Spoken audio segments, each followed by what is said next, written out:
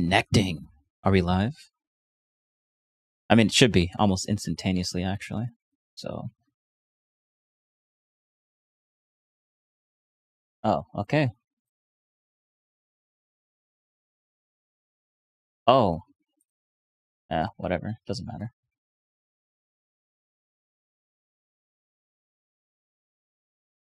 Come on now.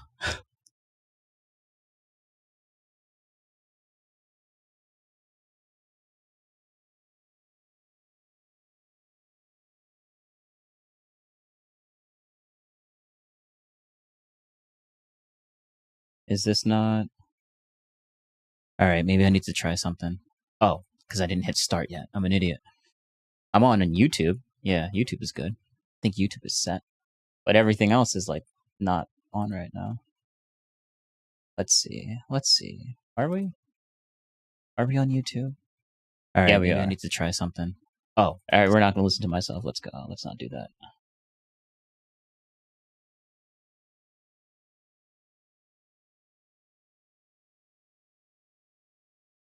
Online. There we go. Start all. So Twitch, Kick, Rumble, X.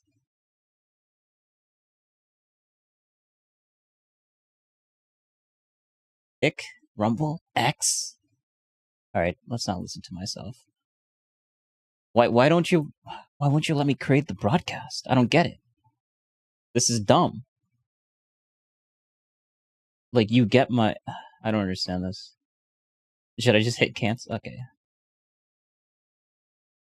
Yes, leave room.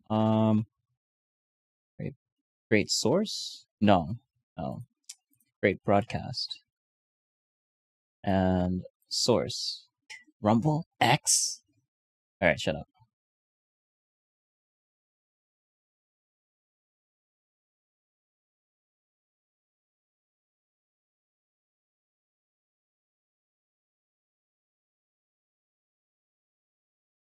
Okay.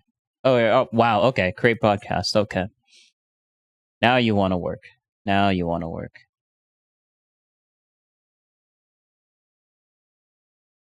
All right. Well, it's saved. It's up.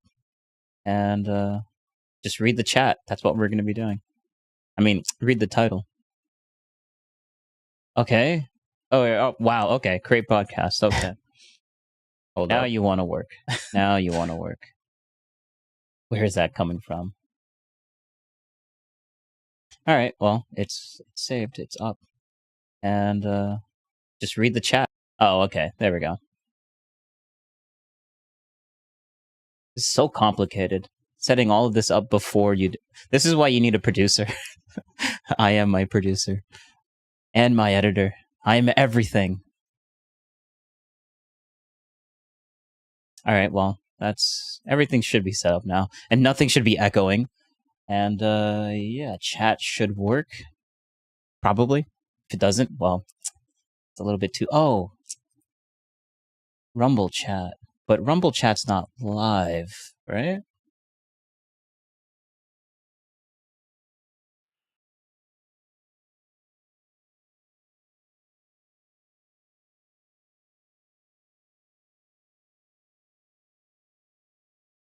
There we go. Copy that.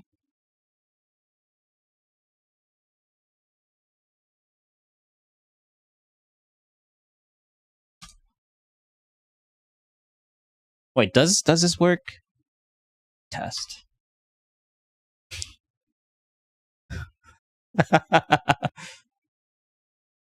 It doubled. I know why it doubled. I fixed it though. Matt Piggy. Alright, whatever. Okay. So we're gonna actually... Oh, I forgot. Chat's actually on screen. That's cool. That's great. Ah. So we're just gonna load up some Factorio. We're gonna listen to the 5-hour debate. It's gonna be fun. Do what's on screen. Like and subscribe, comment great too. Thank you very much. And yeah. It's gonna be super chill.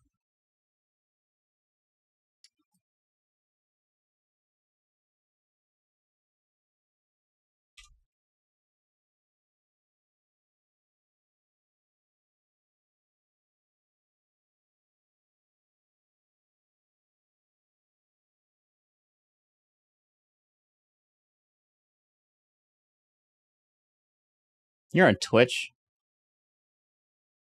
SK8Base69 if you want to check me and my content out. Also my spicy site is linked on there, so if you want to chat with me, just DM me on it and LMK it's you.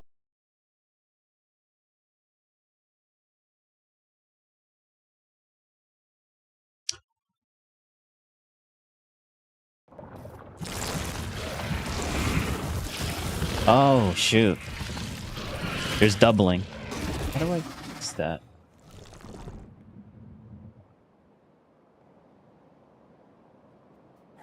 Alright, whatever. I'm just gonna ignore that. Everything should be fine now. But yeah, we're gonna get... I'll just throw this up. Oh, it's only on one of these. There we go. Whatever. Okay. Destiny 2 hour 5 hour. Let's see, will it pop up? Yes. Yes. I have an entire bookcase on modern Palestinian history. What led to the Nakba? And you seem to just say a decade of stuff. That's not true. So you understand that this historian that you cited agrees with me, right? You just named one. The King David Hotel bombing was in 1937. No, that was years in... before migration. No, I'm pretty sure that was 10 years later. I think that happened in maybe 46? Oh, no, no, 47, yeah. So, yeah. Were killed by a bomb train in Haifa. Oh, you said in 38, 2 British policemen were killed by a bomb in a train in Haifa? Why did you leave out the 2 Arabs right before that? I'm probably looking at the exact same thing you are. This is the strategy, right? Is when bad stuff is happening on the Palestinian side, it's always everybody's doing violence. And when bad things are happening only on the Jewish side, it's only the Jews doing violence. Both sides. Why do you only ever talk about one side? These papers say that both sides are having problems getting along. My evidence is an entire bookcase on this That's subject. not how evidence works. Why would a PhD historian say, if you want to know this, go become a historian? That's not how evidence works. How did they all randomly go, we're all thinking Palestine? They didn't randomly do it. I think Zionist organizations were like, yeah, I think that like Palestine might be the place you want to go. You're literally baiting it going, they kind of just randomly went there. No, that was You just asked me if it was random, and I said it wasn't random. You're an academic. Cite something. That's your job. Your job is not to say, read a lot of books. These are my books. I disagree. I counter your arguments. There you go. Read all of these and then come back. This is why I love Destiny. This is why I love Destiny. Freaking awesome. Oh, let's go back. Just 2 seconds. They just randomly went there. No, that was You just asked me if it was random, and I said it wasn't random. You're an academic. Cite something. That's your... You're an academic. Cite something. Oh, man. Job. Your job is not to say, read a lot of books. These are my books. I disagree. I counter your arguments. There you go. Read all of these and then come back and argue with me, okay? Debate I've read a bunch 1. of the books you mentioned. I've read Earth, I've righteous victims. There are no Zionist meetings in 47 saying that if the Arabs accept the partition plan, we'll invade them anyway. I don't know where you're getting that from. That's otherworldly. Yeah. All right. Do you want to introduce yourself and everything? Yeah, so my name is Dominic Andre. Me and you had a discussion, I think like 2-3 years ago on like free will, which we like identical views. But yeah, so I'm Dominic Andre, content creator, whatever, entrepreneur, whatever. But Palestinian, and I was like watching a bunch of your streams because I actually didn't know what your opinion was, and then I was very confused. Didn't expect your opinion to be what it was, and then I was watching one of your debates. I forgot who it was with, and then I was like, oh yeah, I want to hit him up and talk about it. All right, well, here we are. You've hit me up. Yeah, what do you want to chat about, or what have you seen me say? I guess you're in big disagreements with it, or whatever. Yeah, no, I mean, there was a couple things that I saw, which was, I think there was one about, like, you were discussing Ben Gurion early on and, like, Plan Delit, and they're like, I think your position was that during Plan D, like, that was them just being defensive, them prepping, them making sure that there was, you know, prepping for an offensive of all the neighboring Arab countries. And that was kind of like their reasoning for Plan D.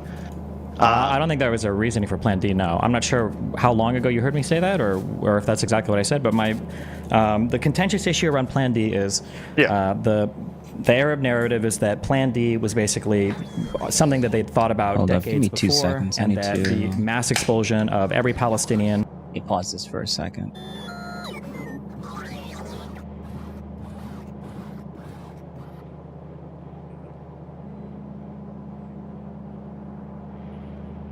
I realize I won't be able to see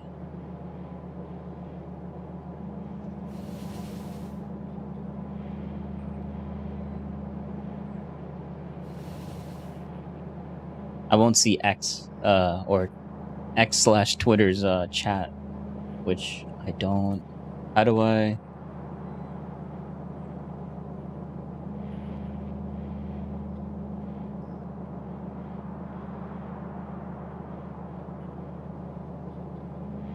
X/Twitter's chat.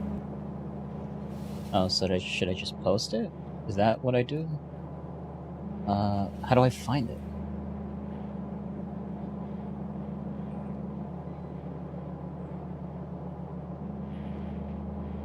Oh. Oh. X/Twitter's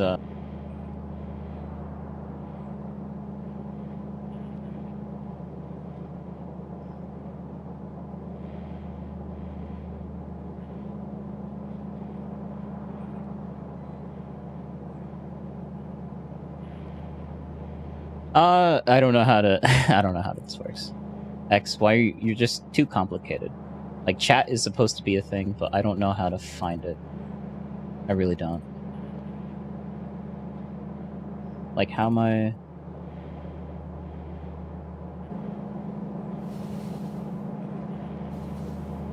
I don't know how to I don't know how this works. Stop listening to myself. That's getting annoying.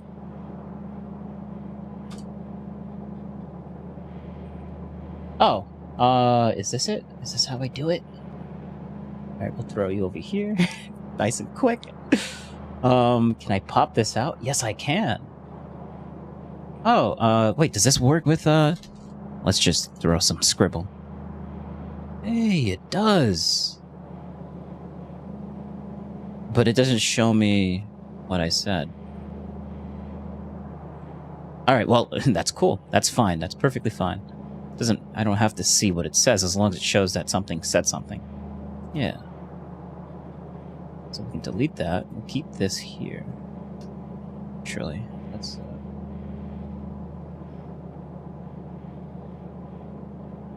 move all of this over here.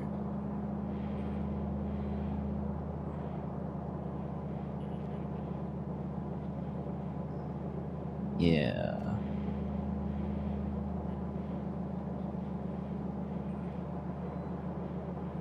Yeah, that should be fine. All right.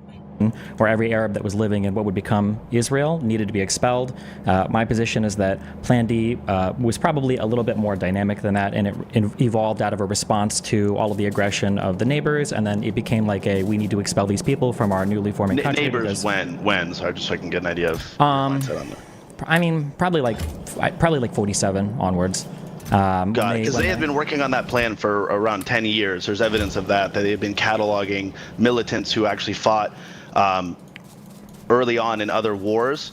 In World War I, right, 1916, they had cataloged, and they had been cataloging every village, every person that fought in militias. So historian Liam Omar talks about this, which is the one I wanted to bring on with me. But yeah, he talks about this a lot, which is that there was evidence of them cataloging all of these militants for pretty much like a decade before. So unless they were inherently just defensively prepping a decade before because of their neighbors, most evidence does show that they were there to expel the Palestinians. Okay, wait, real quick, one thing at a time. Yeah. So when you say there's evidence of them working on plans in advance, that's not surprising at all to me. I don't think that's strong evidence in favor of the idea that there was always going to be a mass expulsion of Arabs.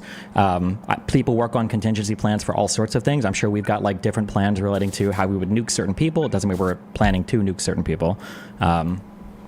Yeah, I don't think that's a convincing argument to say that was always the plan. And then I would always ask, 2 to 3. and I've never gotten a satisfying answer to this, if the plan was always mass expulsion of all of the Arabs living in Israel, why did Israel accept the 47 partition plan?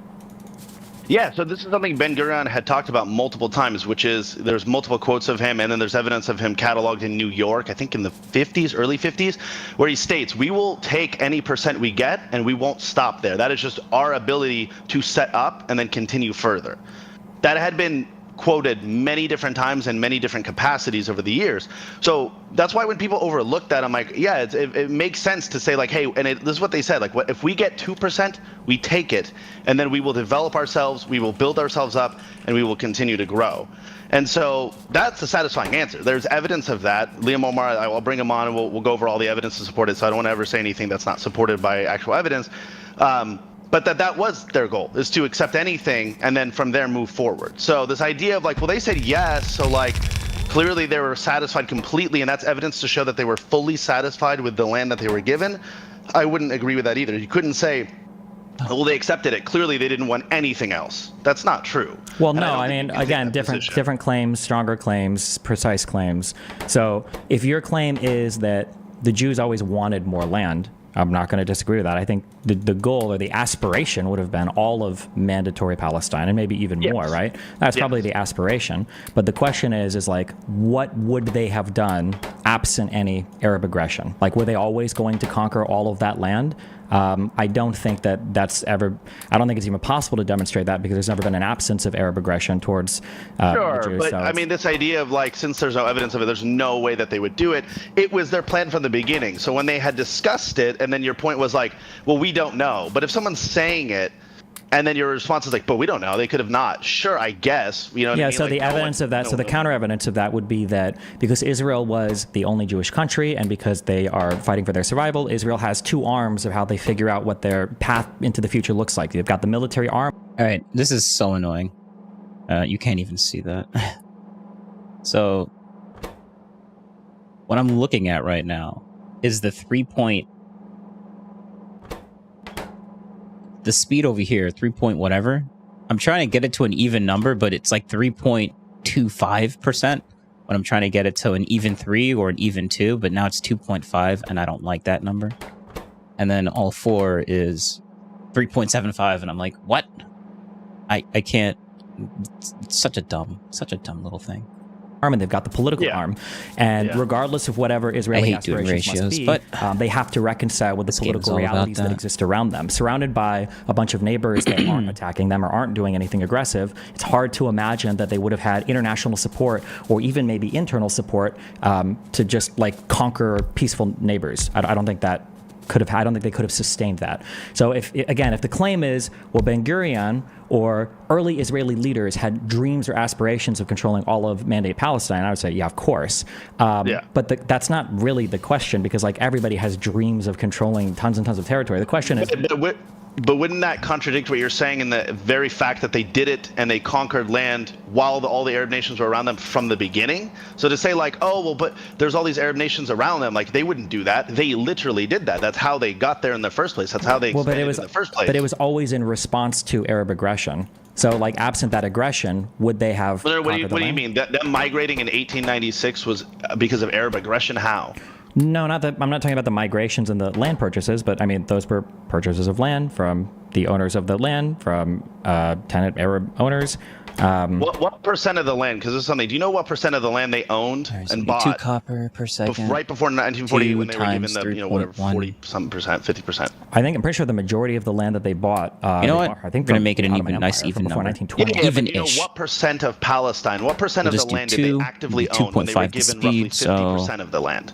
Well, they were never given 50% of the land, but I'm not sure what percentage. I have no idea. Probably a little amount, like 10 or 15 or 20. I don't know, something like that. 4%. So they owned 4%, and then they went from, hey, now we're going to give you in 1948. This is wait. Can you show me this? You said they. Yeah. Yeah. Let me see. We were just talking about it, and I think it's in one of the books I have too here. But that's why I wanted to bring him on to actually cite everything accurately, because I wanted people to actually look into it, because I'm a stickler for being dead accurate. Give me a second.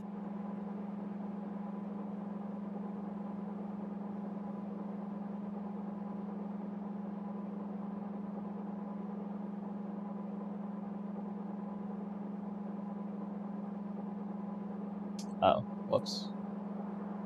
Wrong thing.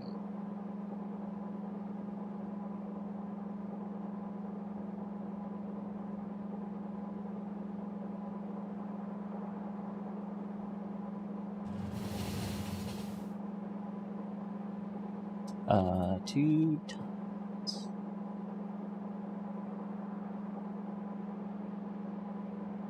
Oh, sweet.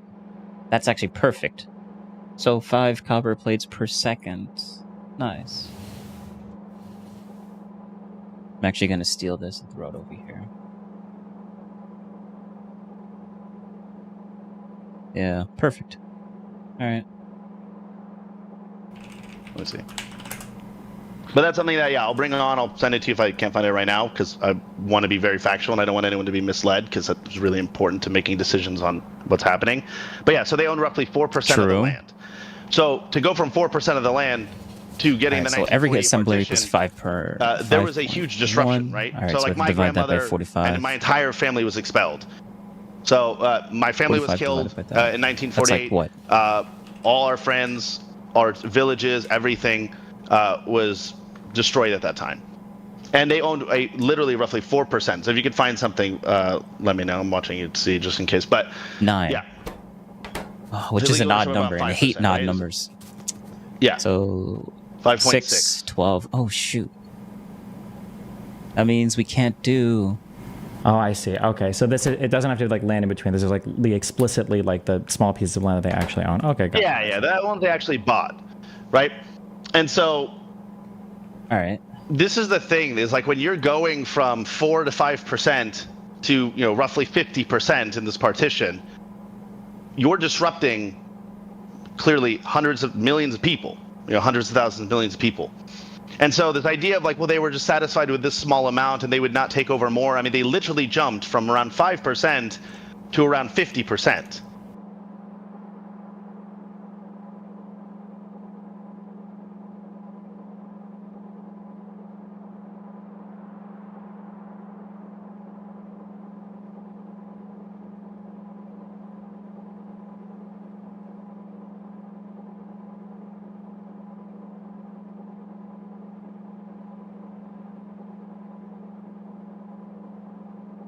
Yeah, no thank you. Someone chatted on Twitch chat. Probably just a bot. Or just someone just copy and pasting and then to just mass copy and paste onto random streamers. This is why I might actually not stream on Twitch, because like Twitch is like the only one that has all these dumb things that happen on here. But it's alright. Didn't even show up on the chat, which is weird. What, his chat doesn't exist on? Like, if I hit this, right? Feature, no. No. Or maybe it popped up and it disappeared really quickly. That's probably what happened. And I didn't see it. Alright. Well, that wait, you keep saying, hold on, wait. Let's be clear, hold on. You keep saying they jumped, okay? So, so when we're looking at this land, they didn't purchase the land, right? They didn't purchase 50%, roughly 50% of the land. Sure, because it's probably like this is probably like 1.875 is going to be my guess, right? The majority of Mandate Palestine, when I say empty, I mean like undeveloped. It's not like there's not like a ton of people living like scattered throughout these huge cities and these areas that are purchased. It's probably mostly barren land, would be my guess. I mean, well, it's not actually. So take a look at the part of the land that they were given. They were given, most of the coast. Hold on. You keep saying this given. They weren't given anything. There was a partition plan that was trying to divide up for the like where both peoples would live. 12. And Ooh, that perfect. was rejected. So, perfect. Oh, that's a let's go. Let's go. Okay, and then who said yes to it? So when I say given, that is a dead accurate word. When the people you're taking from are saying no, and then it's given to the other people, it is literally given. Sure. You keep saying taken from. So when you talk about how much land the Jews owned, like it's not like the Palestinians owned any of this land either. There was no Palestinian fund that was purchasing any of this land. This was like mandatory Palestine, right? It was essentially ran by. I mean, I have. Well, no. So that's not true. So I have paperwork dating from the 1920s of homes that we purchased in places in Palestine. So yes, they did own. I'm not saying every single inch. Well, you said you have paperwork in the 1920s. So who was that bought from who? I can look it up. If you've got paperwork in the 1920s, that's going to be bought from Britain. Okay. It's not bought from... So what I was trying to create is I'm trying to do green circuits output, but I'm trying to make it super simplified where without having to put copper cables onto like a belt and just go directly to the circuit thing, making it super simple. Because like my old designs are kind of terrible. they're huge and nonsensical. I'm trying to make everything super condensed. And let's see. Let's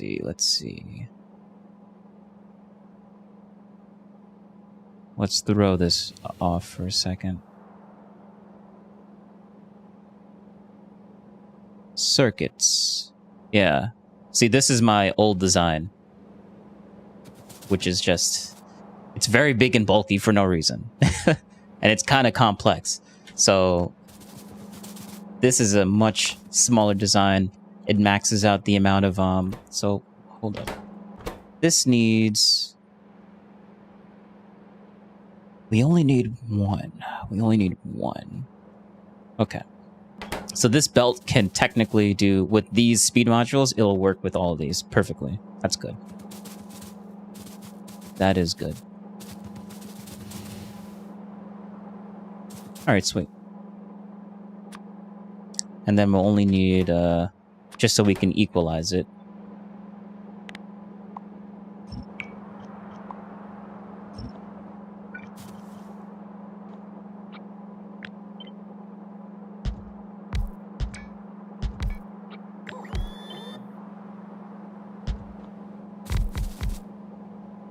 There we go. Perfect. So let's see. So we'll be making 2 per second times what? Oh, it's the same ratio. So we're making 3.7 times 3.75. There's no country in Palestine you bought it from. That's it, like the administrators of the land are going to be British, right? Yeah. So during that time, it's the administrators of the land. But my point is that they owned the land. Well, owning, I don't know if owning the property is the same as owning the land. It might be. Like I can grant that maybe, but like, well, not even that too. This is the issue of like Britain taking over and taking it as if like the Palestinians were like, yeah, feel free, like take over our area and control it, right? That in itself was an invasion, right? Sykes-Picot agreement and going back against the Arabs, against the Husseini McMahon coalition, to kind of backtrack and say like, oh, never mind, we're actually going to divide up this land, we're going to take control of it, and we're going to kind of. So in that Hussein McMahon correspondence, there was no explicit guarantees of anything. They've never had explicit guarantees of everything. And when you say that the land was like owned by Britain and that was like an invasion, I mean, kind of, but the Ottoman Empire collapsed. There was no more Ottoman Empire. There were like multiple great powers that collapsed after World War I. So absent the Ottoman Empire, who's going to run the land? Of course, it's going to be whoever. Yeah. I guess who runs the land? But let's just say if the Palestinians bought it, let's say from Britain, right? If that's the paperwork, and you're saying Britain would have the right to then take it from them and give it to. No, Palestinians never bought the land from Britain. That never happened. They might have owned property there, or whatever. But the Palestinians never bought land. Okay, let's say own property. Sure. So for those who owned property and lost it in the partition plan, I like how we went from Palestinians owned they had all this land back. Oh shoot. I just realized I'm hitting my down. But like Palestinians have all this land and stuff, but now we're basically at the point of like, now we've basically said, well, that's not technically true. We're now down to the point to where I guess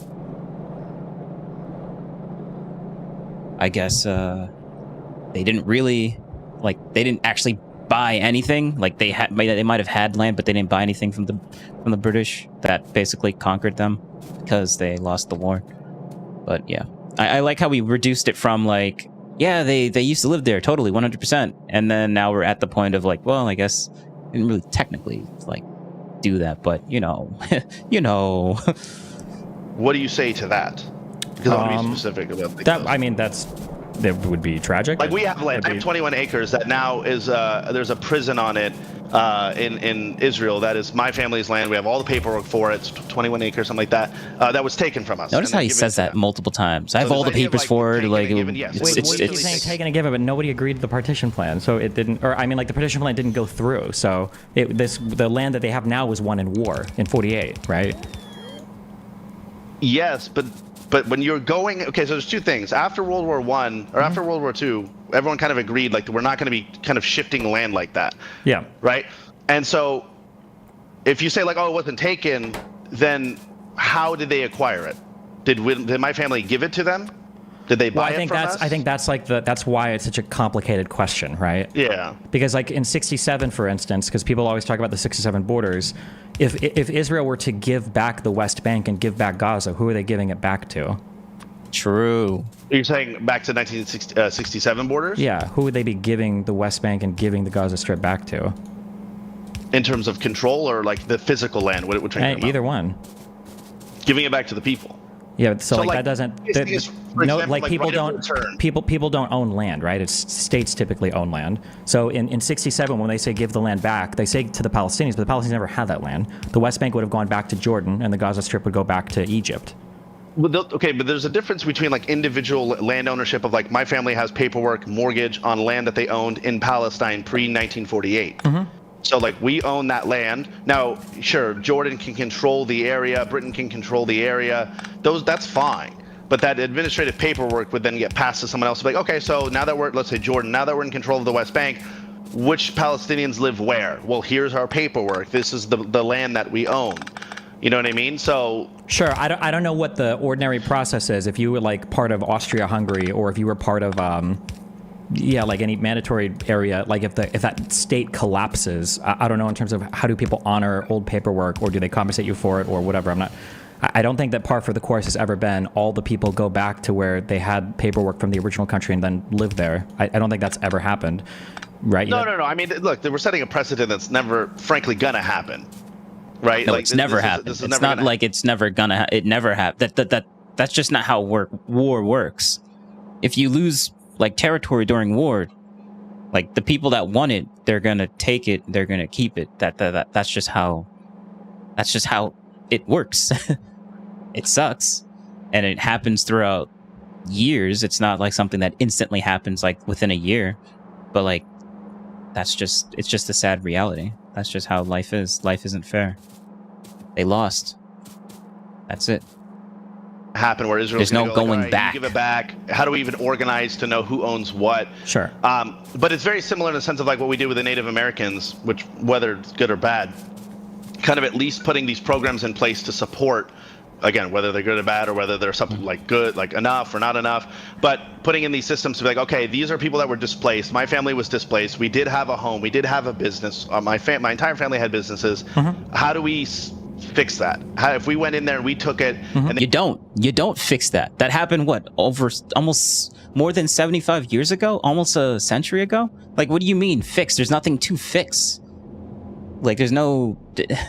We're gonna go back 75 years to go fix something that happened through war. Like, what? How do we fix that? What do you mean? How do we fix that?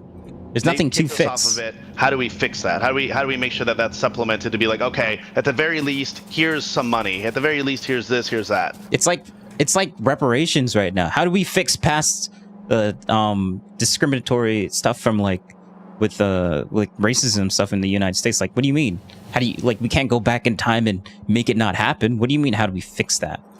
Like, you got to just move on from it and like adapt. Like it. Yeah, I mean, I think those are good questions, and I think that there's been an attempt to reach a settlement on those questions in prior negotiations, but I think the issue is from the Palestinian side, nothing except for like full unconditional right of return for all recognized refugees of that number, which is 6 million plus right now, it is acceptable. That's unhinged. So there is no just compensation or anything absent everybody going back to where they lived before. So yeah, that's never gonna happen. I mean, in an ideal world, we can go back and we'll come back to this, but like, so my whole stand. Wait, you were just talking about how you want to fix it, but like, now we're gonna talk about an ideal world. Like, an ideal world, yes, that would be great, but like, we don't live in an ideal world, whatever that's supposed to mean right now. Is that evidence strongly shows that the intention was to continue to take the land over and over again. Yeah, but hold on. When we speak about intentions, we have to be a little bit more sophisticated when we're talking about countries. Sophisticated. Right? So like intentions are going to dynamically change as situations progress. So somebody might have an intent to do a particular thing, but confronted with another thing, that intention doesn't matter anymore. It's going to change, right? And I think that there is clear examples, there's clear evidence in Israeli history where their intention for taking land disappeared. They didn't want any more land because they were worried about aggression from neighbors and their inability to even hold what they had. Like there were times, I think it was 48. During that war, where they were aware of the demographic issues in the West Bank. And I think that a lot of the advancing of the military stopped because Ben-Gurion and other Israeli leaders were like, we can't do this. This is untenable. And even in 67, when Jordan was coming into attack after that conflict began, after Israel bombed the Egyptian airfields, Israel told Jordan, please don't attack. Don't do this. Don't do this. Don't do this. And Jordan decided to anyway, and then that's when they lost the West Bank. So, I mean, these are examples where it's well, if Israel wanted all that land, I imagine they would just go and take it all. But you answered something very important, which you said, they don't really have the population for it. They don't have enough resources for it to continue. Mm-hmm. So what did they do in lieu of that? Are they wouldn't do it typically, usually, right? But are they slow? Here's what they're actually doing, right? Are they slowly allowing people who have never stepped foot in Israel, who have some magical connection to the land from thousands of years ago, which frankly, as I believe you're non-religious too, know that we all were at some point, right? We all came from certain parts together because we all evolved from one area. Mm-hmm. So this idea of hey, along the way, they stopped there for a little bit, and so now we're going to claim that that's ours forever and eternity. So this ideology of some guy who's literally never been there, his family's never been there for did some ratios, and I'm starting to think maybe I'm trying to condense everything, but what I'm doing is trying to make these green circuits saturate one full belt, and I'm also optimizing this to be one full belt of copper plates to work everything out, just to make it even. So I can just get a full belt of copper plates and it'll work with this ratio perfectly. And it'll output what it needs to do. So now I'm trying to figure out how many of these setups do I need to output green circuits at a full belt ratio with using the input ratio that I have right now. And I think I might have to use an odd number input ratio just so I can condense everything, because the ultimate goal is to condense all of this to a much smaller system. But I don't know if that's going to work. It's going to end up being just as big because we already have two things going in, and that's still not enough because right now we're only outputting 15 per minute and we have 45 per minute for these belts. So we need to saturate that, which means 15, 15, 30. So we would need 3 of these to saturate one belt,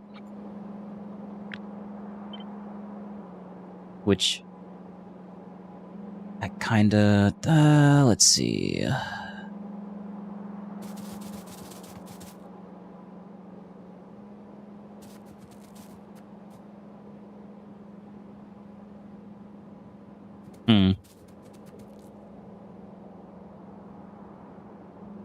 It is stackable this way.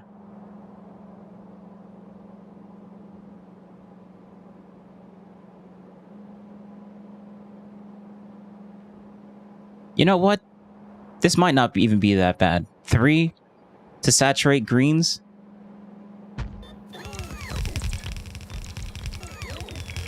Actually, no. Let's just... the ratio actually plays out perfectly for one belt. It's not as condensed as I want it to be, but it still works. Still works the way I want it to work, to work, actually. That's alright. Not actually gonna build all of this here. Let's just... No. Because I'm gonna forget the ratio when I put everything together, so...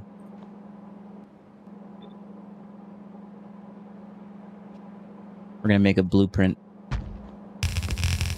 Thousands of years can come in and say, hey, I'm going to come back and I'm going to take it. So what is Israel doing? They're allowing these people to come in little by little to expand their population. Yeah. They're allowing the hilltop youth to go into the West Bank and to build settlements little by little. Mm-hmm. They're doing, when you say what's their intention, do we know if they want to continue? We do know. The settlements are active proof of that. Now, where you're right, hold on, wait, we got to be really careful on timelines.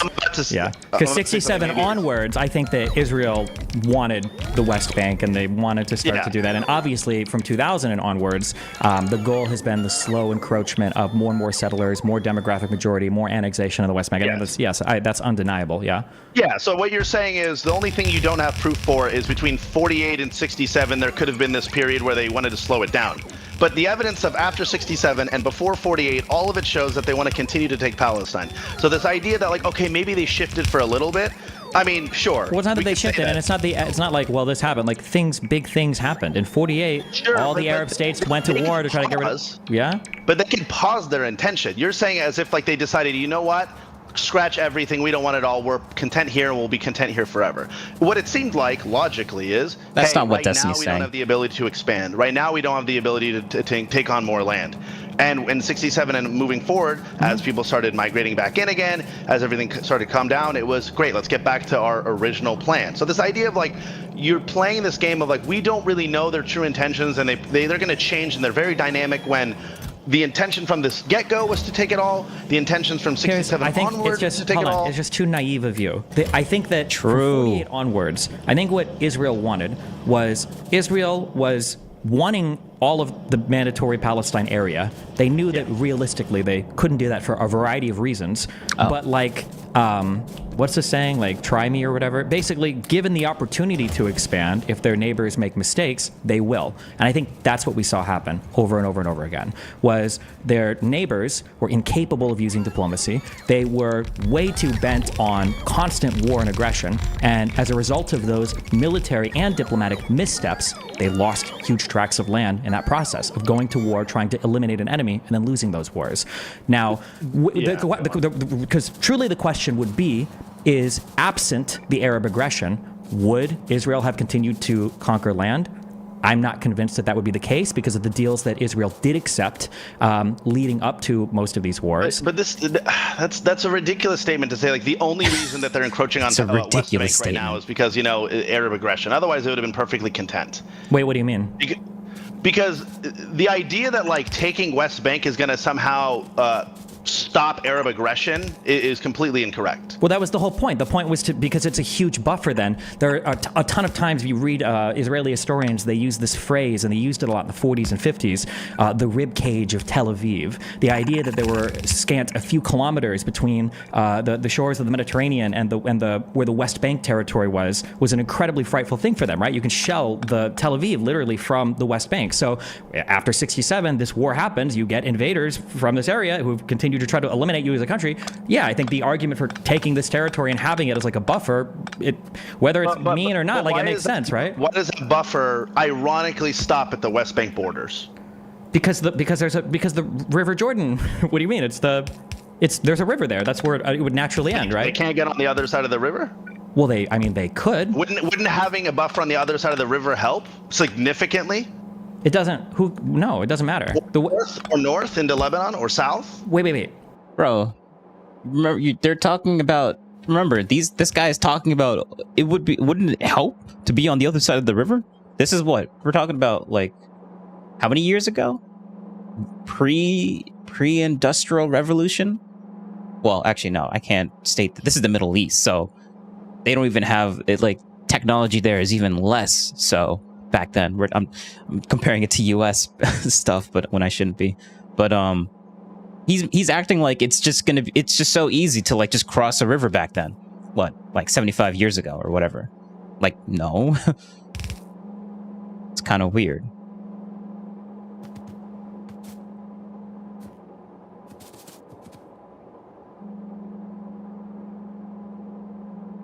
Hold on. Well, some of the things you're talking about are true. Some of the things you're talking about are not true. So having a buffer on the east side of the river, it would be very difficult to defend because now your supply lines have to stretch over that Allenby Bridge. There's a bridge over River Jordan. Yeah. So one, you'd have to be supplying past the river, so that's already more complicated. And then two, you'd be crossing into Jordan territory proper, which would be a lot more of an instigation. So that didn't make sense to cross past River Jordan. And then secondly, you mentioned, well, what about up in Syria? Well, the Golan Heights. Wait, hold on. But why more of an instigation? Isn't West Bank an instigation of itself? Why? Again, hold on. No, it's not an instigation. Because Jordan never owned properly that territory. They conquered that territory in 48.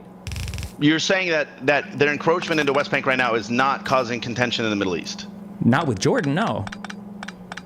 Jordan is playing a different game because of obviously their relations with it, so there's that. Sure, but Jordan is also 2/3 Palestinians, right? I mean, Jordan is the most Palestinian country besides Palestine, so... Yeah, no, 100%. But the thing is it's ironically going to the exact borders that they had wanted from the start.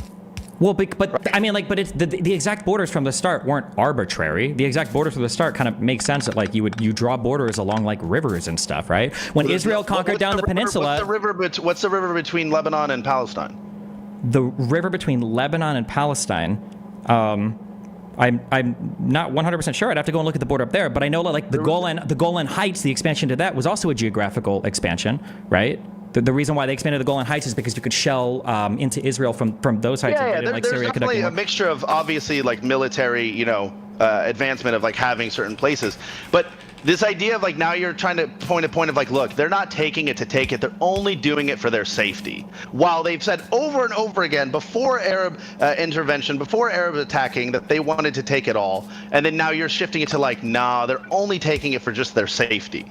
Their safety the only reason that they are in this position in the first place is because they came in and started taking land from Palestinians or started encroaching and expanding and pushing out Arabs and basically working with themselves and only hiring Jewish people and only buying from Jewish people and slowly expanding. Well, so firstly, they didn't only buy from Jewish people. They bought from a lot of the Arab landowners. That's where the majority of the land was purchased. No. I mean like goods and services to prop up Jewish businesses. Well, I think they would buy. I'm pretty sure they would trade with Arabs as well, but Arabs wouldn't trade with them. If they needed to. They needed to. Well, but Arabs wouldn't trade with them. They wouldn't even recognize that as a country, right? From post 48, they wouldn't recognize it as a country, right? Before that, I'm talking in the 1916. 1910, 1916, 1920, 1912. I don't know what the status of trade was in the early 1900s, in the early 20th century. I'm not sure if they would or wouldn't. But also, when you mention like only hiring Jewish laborers too, I mean, like it's an idea of like conquest of labor from Jews, secular Zionism or labor Zionism. But also, isn't that probably better? Like, would it have been better if Jewish people were hiring Arabs to work for them on land that they had bought from them? That seems like people would then accuse them of like slavery or indentured servitude. Sorry. True. No, because Jewish people at the time, let me give the exact number. I think there was 13,000 Jewish people, 400,000 Arabs in 1890, around there, maybe 1910, somewhere around there. It's got iron plates going on. And they lived there working among Arabs. Right, so Jewish people lived there, worked jobs. My grandmother, her great grandmother, I sat and talked with her. I just did an interview with my best friend's grandmother from the same town as my grandmother. They're like, yeah, we lived with Jewish people. My grandmother was friends with Jewish people. They worked with us. They did this. So to come in and change the status quo of like we're all living together to this is a Jewish compound and we're basically going to buy and kick out Arabs and we're going to expand. It doesn't set a nice precedent for the neighboring areas, the neighboring tribes. Is that what we're talking about? A nice precedent? 75 freaking years ago? Is that seriously your argument? Oh, it wasn't nice 75 freaking years ago. And he's comparing it to today's standards, which is dumb, honestly. Tribes, neighboring villages. Sure, I agree that like I think that the British mandate and them promising Jews the ability to set up a homeland in there, I think that was probably a big mistake on the British side of things. But I mean, none of the fingers ever seem to get pointed at. Have you read the letters from the generals and the people on the ground in Palestine at the time, sending back to Britain about like that whole conquest? It was 1936, I think. 36. They're talking about the Peel Commission. Well, Peel. No. Before that, there was basically letters. It's really interesting. This is not even like a debate part, but it's very interesting to read what these like military leaders in Palestine who were in control of like Mandate Palestine at the time were writing about the situation and the land, and they were all actually like arguing of like they didn't know how to divide up the land and they didn't know what part to give to Palestine, things like that. But my whole issue is that like coming from day one, it was the expansion, the exclusion of Arabs, right? Kicking them out basically, whether you bought it or not, right? You're kicking them out. You're only hiring Jewish people. You're trying not to work with Arabs unless you have to, unless you need to survive, and slowly expanding. So the neighboring tribes and the neighboring villages understood what was happening. It was very clear what was happening is that they were going to slowly take over and they were going to expand. And so as they started to go, and then yeah, that's the conspiracy theory. Oh, the evil Israelites are just trying to go there and expand and kick everyone out. Yeah, okay, dude. And then this is something that we talk about in one of the books. I think Anita Shapira talks about this, but basically they started to encroach on actual Palestinian villages and things like that around the Wailing Wall and Jerusalem and all these different places, and starting to expand. And this is where all that contention started building up. Sure, So, but I mean, like, we have to understand the foundation. All right, so I think this system is much better. Much better. Yeah. Yeah, I'm gonna move myself back there. I think it's much better. Much simpler. Because, let's see. This was my old... Oh, no, this is actually way thinner. But this is more complicated. This was a lot more complicated. This uses a lot more parts to do the same thing, though.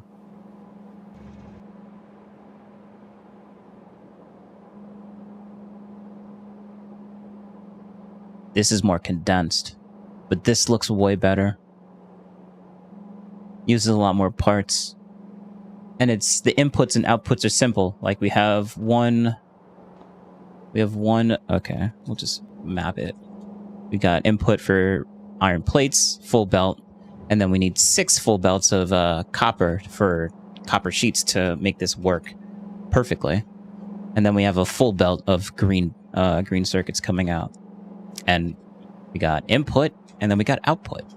I think this is way simpler to set up in the future, where everything just works and I don't have to worry about any issues. And we only need one.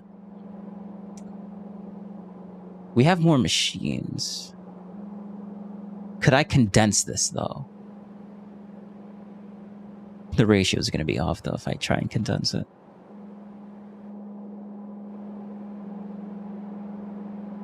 And then we would have upgrade these blue inserters to stack inserters, because these machines will be just pumping out wires way too quickly for this to keep up. Maybe. I like this. This looks good. Except I really should make it a bit more condensed. And I guess this feels bad, but foundationally, the sound that I get when we have this conversation is that there was a country of Palestine that the Palestinians owned and the Jews invaded. But that isn't really what happened. The Ottoman Empire collapsed. Britain had a mandate to administer to this territory, and through that administration, a lot of Jews came in, and the people that lived there understandably felt shitty. But I mean, like, the same mandate system is what led to the creation of basically every single other, like, neighboring country, right? Iraq came from a mandatory system. Jordan, Transjordan to Jordan came from that. Like all of these other, like, that's just, Britain was the one running that territory, and by the end, the expiration of the mandates, they would turn it over to whatever stable governments had basically emerged from the territory. But I mean, like, it sucks if you were a Palestinian and you got kicked out of there. I definitely think that that's a shitty thing. It wasn't ultra abnormal in the world. I mean, you have, like, I'm pretty sure I think the Armenian genocide was around 1920. You had the huge transfer between, like, typical, Turkey but it doesn't make it normal or right. Sure, I understand. I'm not saying it makes it normal or right. It's definitely a shitty thing. It's complicated for... Yes, we all agree that it was a bad thing that happened a long time ago. A lot of things that were bad happened a long time ago, and most people moved on from it. So I don't understand why he's even like, oh, we need to fix this. What do you mean, fix what? How do we fix it? How do we fix something that happened 75 freaking years ago? Doesn't make any sense to me. How should it have played out in terms of, like, should Britain have allowed anybody to move there or not? That's, again, complicated. I feel like the over-promising between the Balfour Declaration... It didn't matter. They were migrating before, right? They were migrating... that was just more of, like...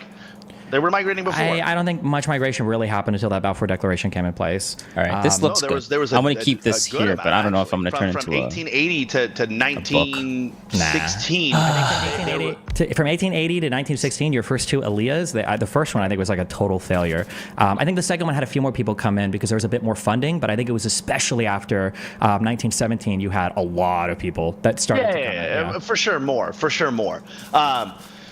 Let's see. It increased double the population from... All right, so I'm going to try and condense this even more. Make it even smaller. But I want to get the ratios right. I don't think the ratios in my old blueprint works for what I'm trying to do. Let's get this out of the way.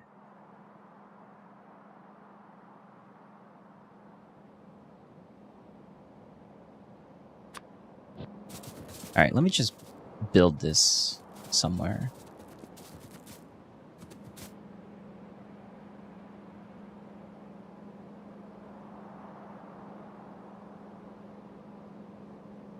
No. I won't build it. I think the ratio works. Probably. But it's weird. I want this. This is super condensed. It required... Like, this is a perfect ratio regardless. As long as this if this has 4 speed modules, then all of these should have 4 speed modules, which makes sense. Let's max it out. What if we max it out? Maybe I won't focus on making the output perfectly one. So we went from, let's see, we went from 150%, no, from 50% speed increase to 200%. So we went from a 1.5 multiplier to a, no.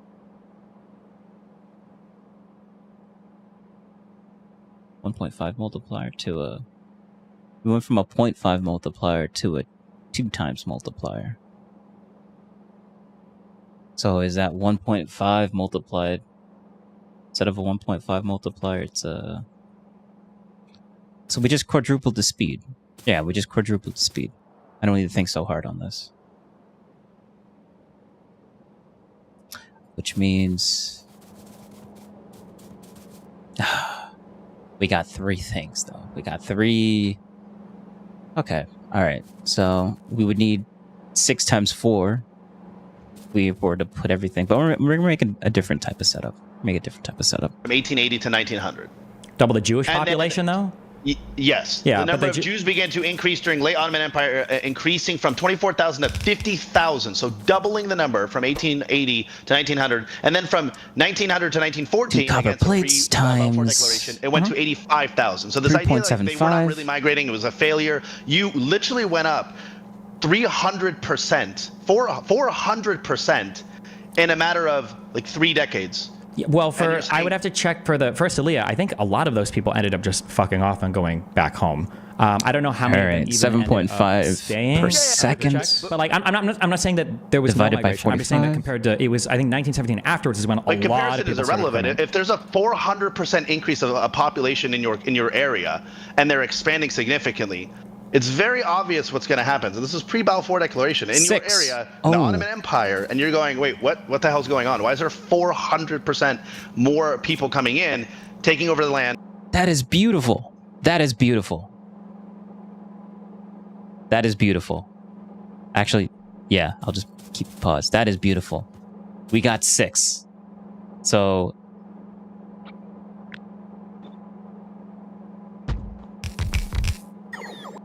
Yes. This works, actually. Let's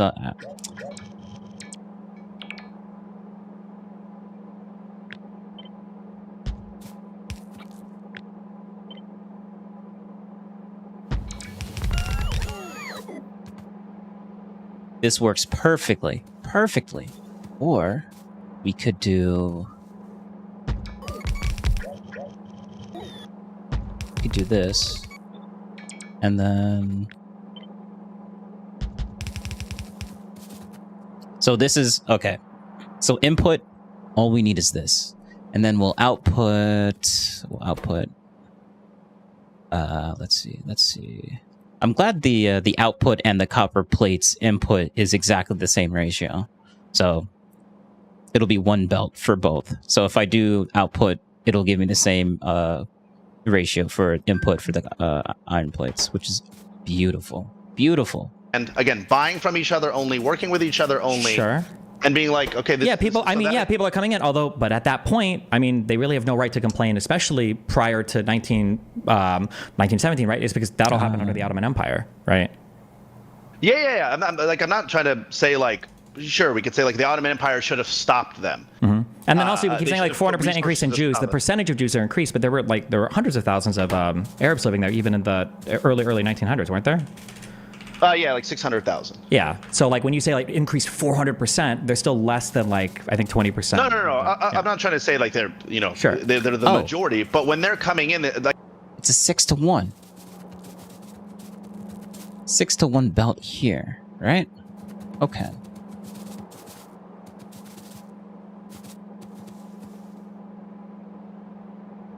Six to one. So all we need is 6 more of these belts. And then it'll equal 1 output and input for the green circuits. Okay.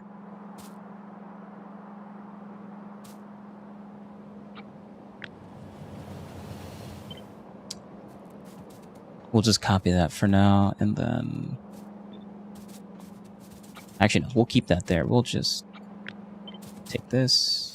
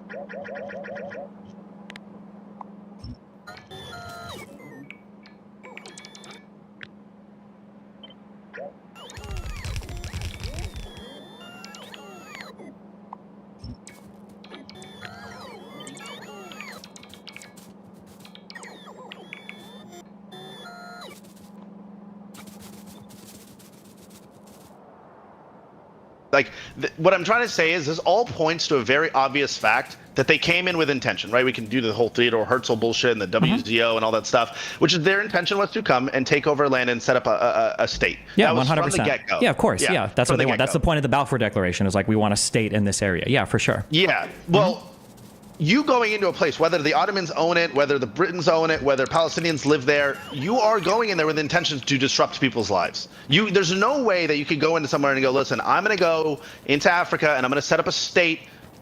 I have no intention to. Nah, the people of Israel, they went in there to disrupt people's lives. 100%. Yeah. They didn't go in there because they were like, there's nothing else to it. It was just all evil. They didn't like these people. Even though they've never heard of them before, they just wanted to disrupt their lives. They're just evil people, obviously, 100%. It's not like they're. These trees are so annoying. It's not that they came in there with trying to like survive or anything. It's not like they were being like other like external issues that didn't have to do anything with the Palestinian people. It's not like there was anything around that for why they could. There's no other reason. It's just zero. Like they're just evil people, 100%, just disrupting lives. The framing of this is just so annoying. Or bother anyone, or that is delusional. Well, I don't think right? anybody's ever said that. Obviously, you're buying land and you're kicking farmers and stuff out. Yeah, of course, the people that are getting kicked out probably don't feel good about it. Yeah, of course. Right. 100%. So now we're getting this intention of they're starting to. Yeah, and this is what Ben Gurion talks about a lot, which he said in one of his quotes. He said, whether we buy it from them or kick them out or intimidate them, the idea was to buy land in the beginning. This is what Ben Gurion talks about. And to basically use that to surround other areas and intimidate them to basically sell it for pennies or leave. Yeah. And so this was a strategic play. And so this idea of building up to like 1948, where like, oh, these Arabs just like came and attacked out of nowhere because they're just like, not to say that you said this, I'll be very clear, but like they're just angry Arabs and they're just gonna come in and attack. It's like, no, the intention was that everyone isn't fucking idiots. They understand what was happening. They understand that the Jewish population that was coming in, not the existing one that lived there peacefully, but these Europeans were coming in, and these people from around the world coming in to basically encroach on the land, take it from people, intimidate them, and take it. Which is why Plan D has evidence of it being built for years. Of we're gonna make sure that we know where all these militants are, what they worked, their ages, and they had basically people going around to villages marking down everything. And it didn't take a year to do that. It took a long time to catalog every village in the area. Yeah, people are cataloging stuff. Yeah, of course. But I mean, like the White Paper in 39, the Peel Commission in 36, the correspondences prior to this. Like, yeah, this was not a country. Well, no, but I mean, everybody's going to be, of course, keeping track of all of these things. Who? Like a group of people? Like is the city of? Well, the Jewish starting to keep track of New York and they keep track of their population. Why would they do that if it wasn't a country at the time? If they didn't? Because they wanted to make a country, right? Of course, they wanted to make a country. Yeah. The contention here isn't whether or not they wanted to set up a country. That's not the contention. The contention is when they'd set up that country, how big they want it to be, and was the plan from the beginning always to expel all of the Arabs? That's the issue. Yeah. So do you know why? Which is not a lot of the Arabs live in Israel today? Why they're still there? Like why? Because a lot of people. I don't. Maybe we disagree. Because Israel didn't expel every single Arab. I think some might have came back. But why didn't they? Why? Because this is evidence, not to say that you use this again, Chad, I always like to be clear. So I hear this debate of like, well, if they wanted to get rid of every Arab, then why are there so many Arabs living in Israel today? Why didn't they? I think that they were, I mean, if the village was not like actively engaged in military conflict, I don't think they were as interested in expelling those people. And then if they were outside of like the major roads to like from Jerusalem and stuff to Tel Aviv, they probably didn't mess with them as much. But for the specific ones that stayed, I don't know the reason why of the ones that did stay, they didn't explicitly get expelled. Yeah. So to be clear, they didn't want any of them there, and you can understand this. There's no reason to have them there if you are trying to create a secure nation, right? Like whether they're peaceful or not, you just don't want them there. And then their plan was to not have them there. The only reason those villages stayed was those were the areas specifically that Lebanon had invaded in 48, Egypt, Jordan, those are the places, because a lot of people think, by the way, and this is a misconception, we can bring on the historian on this, that all the Arabs attacked. That's not true. It was actually largely just Palestinians fighting Jewish militias at the time, the Haganah and all those different militias. It was not. I don't think that's a very big misconception. I'll cite all those sources and send them to you. It's a misconception. My feeling on, and I haven't done a ton of pre-48 history, is I'm pretty sure the Palestinians kind of lost their will to fight in 39. I think that the big Arab revolts that happened from 36 to 39, I think there were a lot of middle-class Arabs, like people that had money, that were influential, that ended up fleeing after that. I agree. Because the Which British is why 48 war didn't last very long. Yeah, exactly. But then when we talk about like who was fighting from, so you had the internal civil war from like 47 to 49, but in 48, of course, Arab states came in to fight. I mean, so that's a big misconception. Again, it's a misconception. I want it to be very factual to give the exact details and citations. Everything's a misconception when it comes to this guy. That's a big misconception. It was very similar to like basically Ukraine and the United States of just kind of giving them some weapons, giving them some money, and not doing very much. And the only reason it's funny because like he says it's a misconception. It's not. He's not telling Destiny, oh no, that's just wrong. That's not. It's not that Destiny's wrong. It's a misconception. You shouldn't think of it that way. Think of it this way. Like you're supposed to frame it this way. It's a misconception. Like, bro. Like no, that's just a cope, honestly. Reason that the certain villages stayed that were Arabs in the Israeli region, where those were the areas that like Lebanon and Jordan and Egypt kind of sent some and said, okay, we're creating a buffer for our own country. We're going to go in and protect a couple different villages here and there. Absolutely not. No shot. That's impossible. Without even knowing the record, I know that's not true, because if they were able to protect those villages, they would have just taken them over. And how can you say they didn't invade when Egypt invaded the Gaza Strip and took it over, or when Jordan invaded the West Bank and took it over? How can we say that they didn't invade? They literally did. That wasn't any of their territory. They must have marched armies there, and there were armistices drawn up between all three countries, I think. I want to bring on the historian to actually cite to everything so we can go over this, because no, that is actually true. And not wait, then in your mind, how is it's true, but it's a misconception. What happened to the misconception? It's true, but it's just a misconception. Yeah, okay. Conquered the Gaza Strip, right? Jordan conquered the West Bank, right? We agree with that, right? Oh, like later on, yeah. No, in 48. Sure. So how could we say they didn't Sure. invade or they didn't attack if they're conquering land? Because there's a difference between invading all the way into, because you're saying that so what you're saying is they only went into the Gaza Strip, they didn't even go into the parts of Israel. My understanding is they went into about as far as they felt they could fight. And then they stopped. Yes, yeah. That's what I'm saying. Yeah, and then once they got that far, they took the land. So Egypt conquered the Gaza Strip. That wasn't their territory. But they didn't go. But they went in. But those are the villages too. A lot of those villages that had stayed were just support of those countries. So when people say like Egypt went into huge parts of Israel and they all started attacking, it was like a lot less intense than people thought it was. I think they were pretty intense. They got farther than the Gaza Strip. They got Gaza Strip. They got further than. I want to say they were close to Tel Aviv. No, I mean, like, Israel was starting to ship in a ton of weapons from Czechoslovakia. They started to fight back. They were able to push back. And then where the lines were drawn, those lines that were drawn, the borders after 48, those are armistice lines. Those are where the militaries had fought up to and were chilling on both sides of. That's what that was. So, I mean, like, they pushed pretty... I'm talking about, I'm not saying within Palestine, within Israel, the partition of Israel. Well, there was no partition at that point, right? It was just territory that... The lines, but the lines that they had arbitrary, because those lines are very similar to the lines that we have had in... True, but those lines weren't arbitrary. They were drawn because that's where, like, the majority Jewish villages were. That's why they did that partition as they did, right? So, of course, those are going to be about where they defend, because that's where they already are anyway, right? Yeah, I'm not saying Egypt didn't go into Palestine. They didn't go into Israel, the area that Israel took over at that time. Well, hold on, but they did go into it. Israel, they didn't make it any further because Israel fought for it. These were, again, all the countries, if the Arab countries thought they could have won completely, then they would have expelled every person that came in from Europe from that place. They would have won and they would have conquered, they would have destroyed the country. They would have destroyed Israel completely. But, like, there was a lot of fighting for Jerusalem. I think there was fighting close to Tel Aviv. I think Egypt I'd have to go and check the exact, like, where the armistice lines went, but yeah, there was a lot of fighting that pushed a lot. They didn't stop because they got bored or whatever, but because they were satisfied with their territorial gains, and then they ended up chilling and they got pushed back by the early pre-IDF, the Yishuv fighting forces. But that's a big part of why there are Arabs in Israel today. And this is more condensed than this. It repeats Nice. the point of, like, and I guess you agree with this, which is like their intention when they first moved was to take over. Which villages? Or, like, do you know any cities or areas that? I'm asking for a very specific thing here, but, like,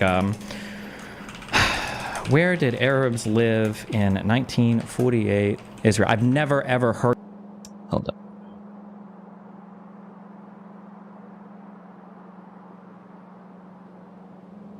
Okay, sweet.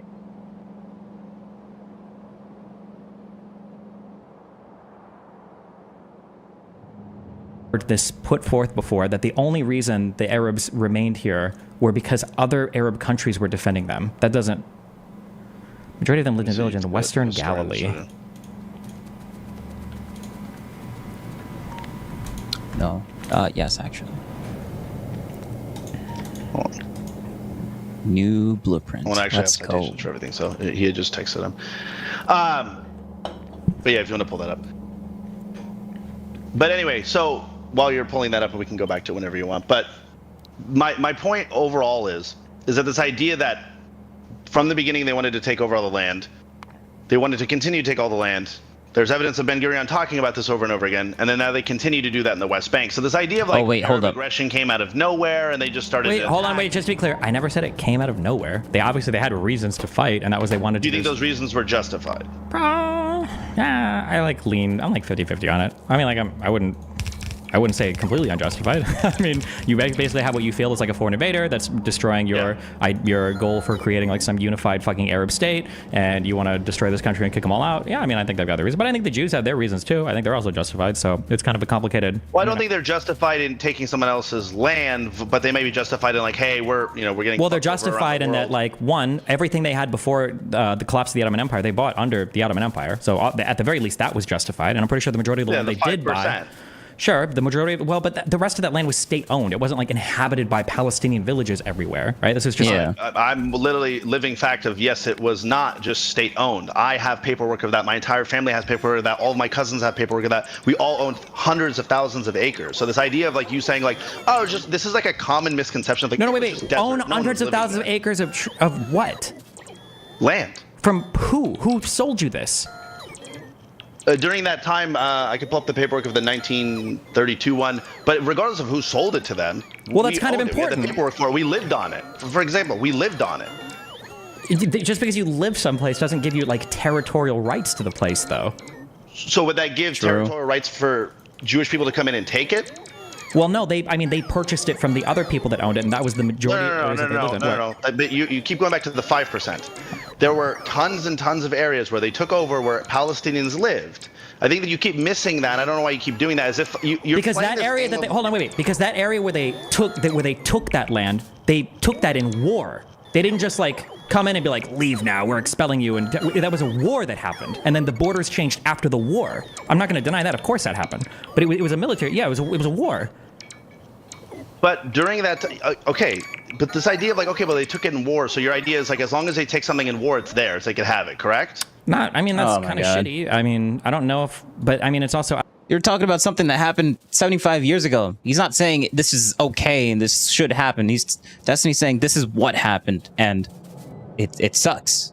It sucks, but this is what happened. And nothing changed since then, so now it's theirs. So, I mean, the Palestinians did, like, attack them, like, what, 4 or 5 different times after that, and they lost every single time. So they tried to take back their stuff, but they couldn't. And well, now the only people that support the Palestinians are terrorist organizations. I don't know what else the alternative is right now. Because when I say support, I mean like militarily. Like obviously there's a lot of like support from like people saying that they support them. Like yeah, but like, militarily or people on the ground actually like physically giving them stuff and weapons and stuff like that. It's mostly just terrorist organizations. Because I need to be more specific on that the one. alternative of saying then like, and I don't want to get into that because it's the whole thing, but like Hamas could do whatever they want to Israel as long as they take it over. That's just war. They get to take the land. Like, well, I think in 2024 we're living by a significantly different playbook now than we were in the 1940s. True. But I think the issue is that as Jewish people started to build up there, and the partition plan came about in 47, it was a result of the Peel Commission in 36 saying that, like, okay, well, this is clearly not workable. I don't know why, but for some reason, the Brits deluded themselves into thinking that some sort of, like, unified state could work there, but there was huge differences that were starting to bubble over between the Arab and the Jewish people that lived there. And it wasn't working, so they're like, okay, well, fuck it, now we've got to divide this place. But, I mean, at that point, then what do you do? What do you do as, like, Jewish people? Sure, I guess it's Jewish people and it's Arabs. For Arabs, I guess they probably want to fight for their land. Well, do you think it'd be justified for the Jewish people to be like, hey, the current 5% we own today, we're fine staying on it because that's the stuff that we bought? No, I don't think you're going to be content staying on 5% of land when everyone around there is trying to kill you. Yeah, he's comparing some 5% deal that happened more than 100 years ago. Yeah, because they're talking about the 1880s or the 1890s. That's when they ended up buying at least 5% or whatever. Or that's when the start of the purchasing of that. Why were they trying to kill them? Because they just didn't like them moving over into the mandatory Palestine area. In what way, though? Like, they just didn't like them because they were Jewish, or why? I think... In what way? Do you think they fully moved in there? Why does it matter in what way? We're talking about he's trying to like, oh, in what way? 75 freaking years ago.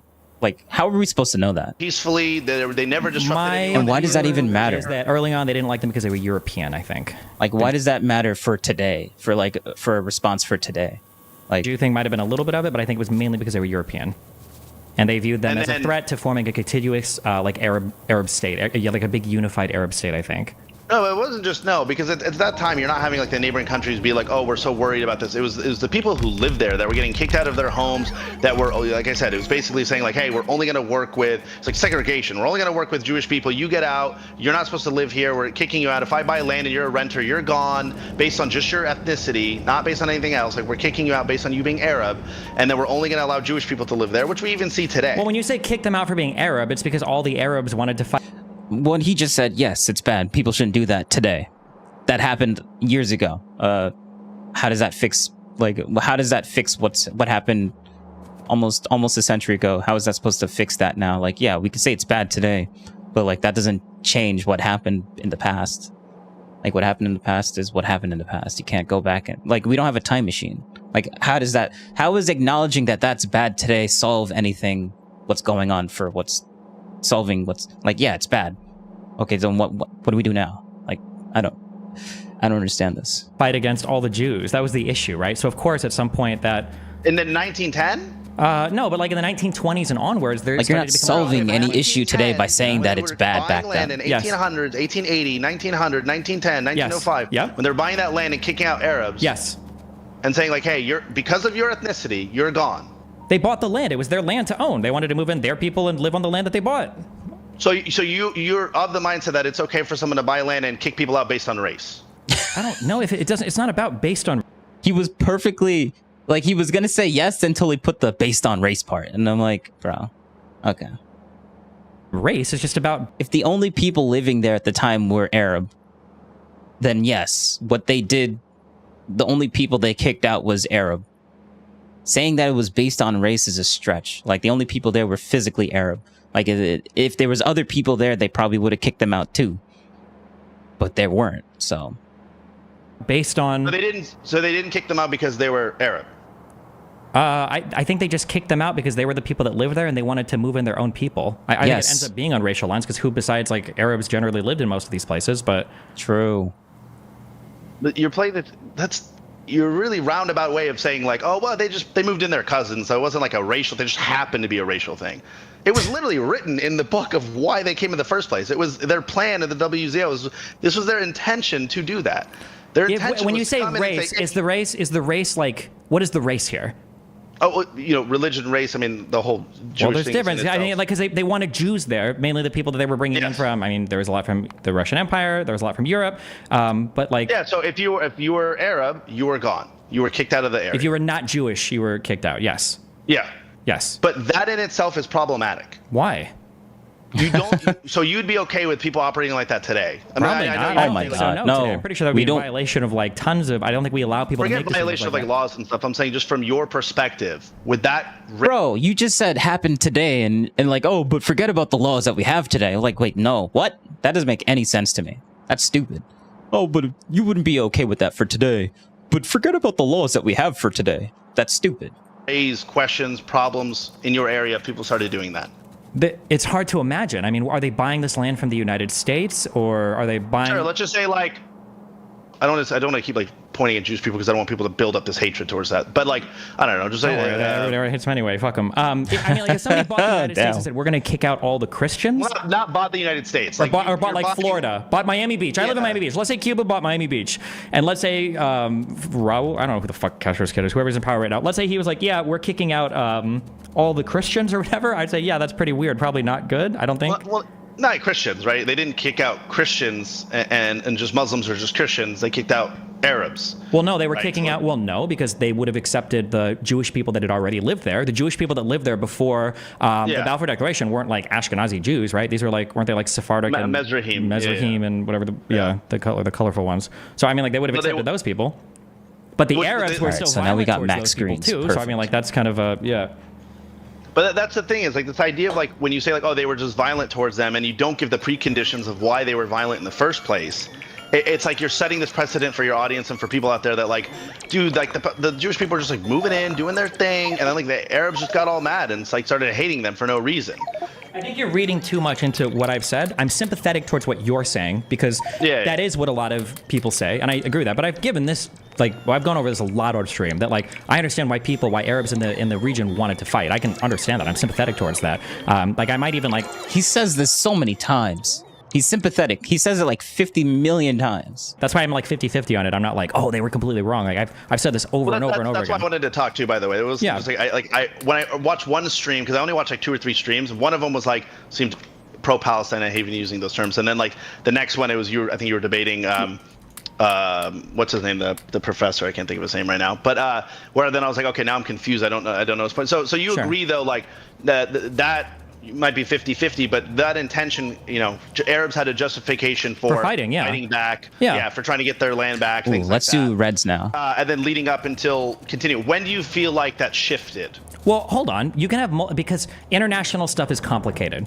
right? Because we can't all appeal to the same system of justice because we've got competing drives between different peoples and different histories. It's complicated, right? Do you agree that the Jewish people had good reason to want to move and good justification for wanting to buy land and move to Palestine? That when they did it under the Ottoman Empire, when they got the agreements from the British, then when they realized they were getting Holocausted in Europe, do you think they had good reason to want to move to Palestine? Yeah, so I think there's two sets to that. There's like internal reason, there's internal internal answers and external answers, which is like one of them is like, hey, internally it makes sense why we want to move, but to be like, oh, but there are people living there, but who gives a shit? Okay, so what? You're gonna pass those problems on to another group of people, and now they should take the hit. So what was the more moral thing for Jewish people to do when they're getting Holocausted? And then when they got agreements from Britain to like, hey, can we move in this land and everything, what should they have done? So did you read Theodore Herzl's book? No, fuck no. That guy loser died in like 1907. Fuck him. Damn. But do you know that, like, obviously that was the start of a lot of this. You never read it to understand like that mindset, or him talking about going to places in Africa? Many places I think Uganda had well over enough room to fit the size of Israel without disrupting literally anyone. Yeah, but I think the conditions there and there were multiple reasons why they ended up not setting up. No. But you have to read his book. So this is what he talks about. He says you got to read his book. Basically, the main reason was they felt that they had. He goes, look, and then this is what he's read in his book. We have ties to the land. We had been there before. We've got some, religious monuments there. We might as well just go there. We have ties to that land.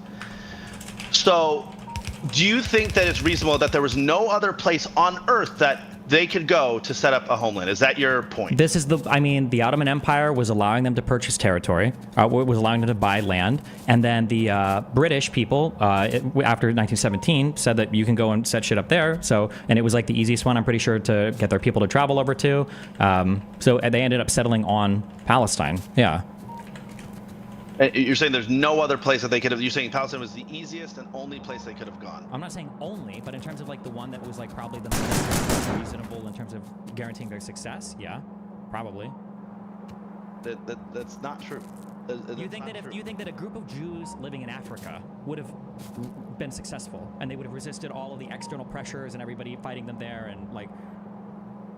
But I'm not even saying just Africa. That was just what Theodore Herzl had talked about. There's literally many places on Earth, and your justification is like, well, listen, they had to take it. There was no other place they can go. They needed to push off the Arabs. That's the only place they can go. Why did the Palestinians need to stay? They have the whole Ottoman Empire. They could have gone to 50 different Muslim majority countries that were surrounding them. Yeah. Why are you gonna set that standard up for the people of Israel, not with the Palestinians? That's a good point. Palestine, like. But then your point now is like, dude, they should just move and give the land to Jewish people. No, never mind my point. My question, what we got here from my initial question. My question was just like, do you think that the Jewish people's actions were reasonable from the late 19th century up reasonable to say, hey, we want to leave and go somewhere else. Not reasonable to say, let me pass that headache and that problem onto a group of people that did nothing to you in that sense, and let's take. Yeah, because that's what they wanted to do. They didn't just want to move in their people because they just got like Holocaust or anything. Nah. They only came there because they wanted to kick people out because they didn't like them. Like that framing is just, it's just retarded. Over their land. They already had their land. Hold on, you keep mixing so many things up. The Jews didn't take over that land. Britain did. It wasn't the Palestinians' land. The Ottoman Empire. 1900, Britain owned it. No, the Ottoman Empire owned it. Okay. So it was never their land to give or to whatever. It was the Ottoman Empire's land to administer to, which they did, which is why Jews bought most of the land that they ended up buying before buying, not taking over, but buying before. Who did they buy it from? You keep saying it like they bought it directly from the Ottoman Empire. They bought it, well, I think that the Ottoman Empire would loan out the lands to other people that would buy them and collect rents and stuff. And the Jewish, there was a name for this group of Jewish people that were raising capital basically to buy land, but it bought land off the people that were basically holding the rights to the land in the Ottoman Empire. Do you think Palestinians had all owned any land in there when they lived there? There were Arabs that owned land there, but they were like middle-class, wealthy Arabs or wealthier Arabs. So like, if they sold the land, they didn't give a fuck. They're not getting kicked off. I'm pretty sure most of the Palestinians that lived there from like 1900 to 1920s were like subsistence farmers, basically. Like they had small villages, they like raised food for themselves, and they was basically that. Yeah. And this is I mean, this is something that actually is like something that everyone needs to take a look at. All right, we're gonna do the inputs first. Ottoman Empire owned it, or Britain owned it. We're just assuming that we have max greens and max plastic, but let's see, copper, max plates. Of years, continuously. I don't even know if they lived there continuously. People have shuffled between like tons of different districts in the Ottoman Empire for the whole history. And the only reason they had it there is because the Ottoman Empire conquered. Okay, so the bottleneck will be copper plates. So we should do copper plates first. 2 copper plates. Accurate, but 3.75. many of them never left. Like I did my DNA test. I don't know if you believe in that or anything, but I believe in DNA.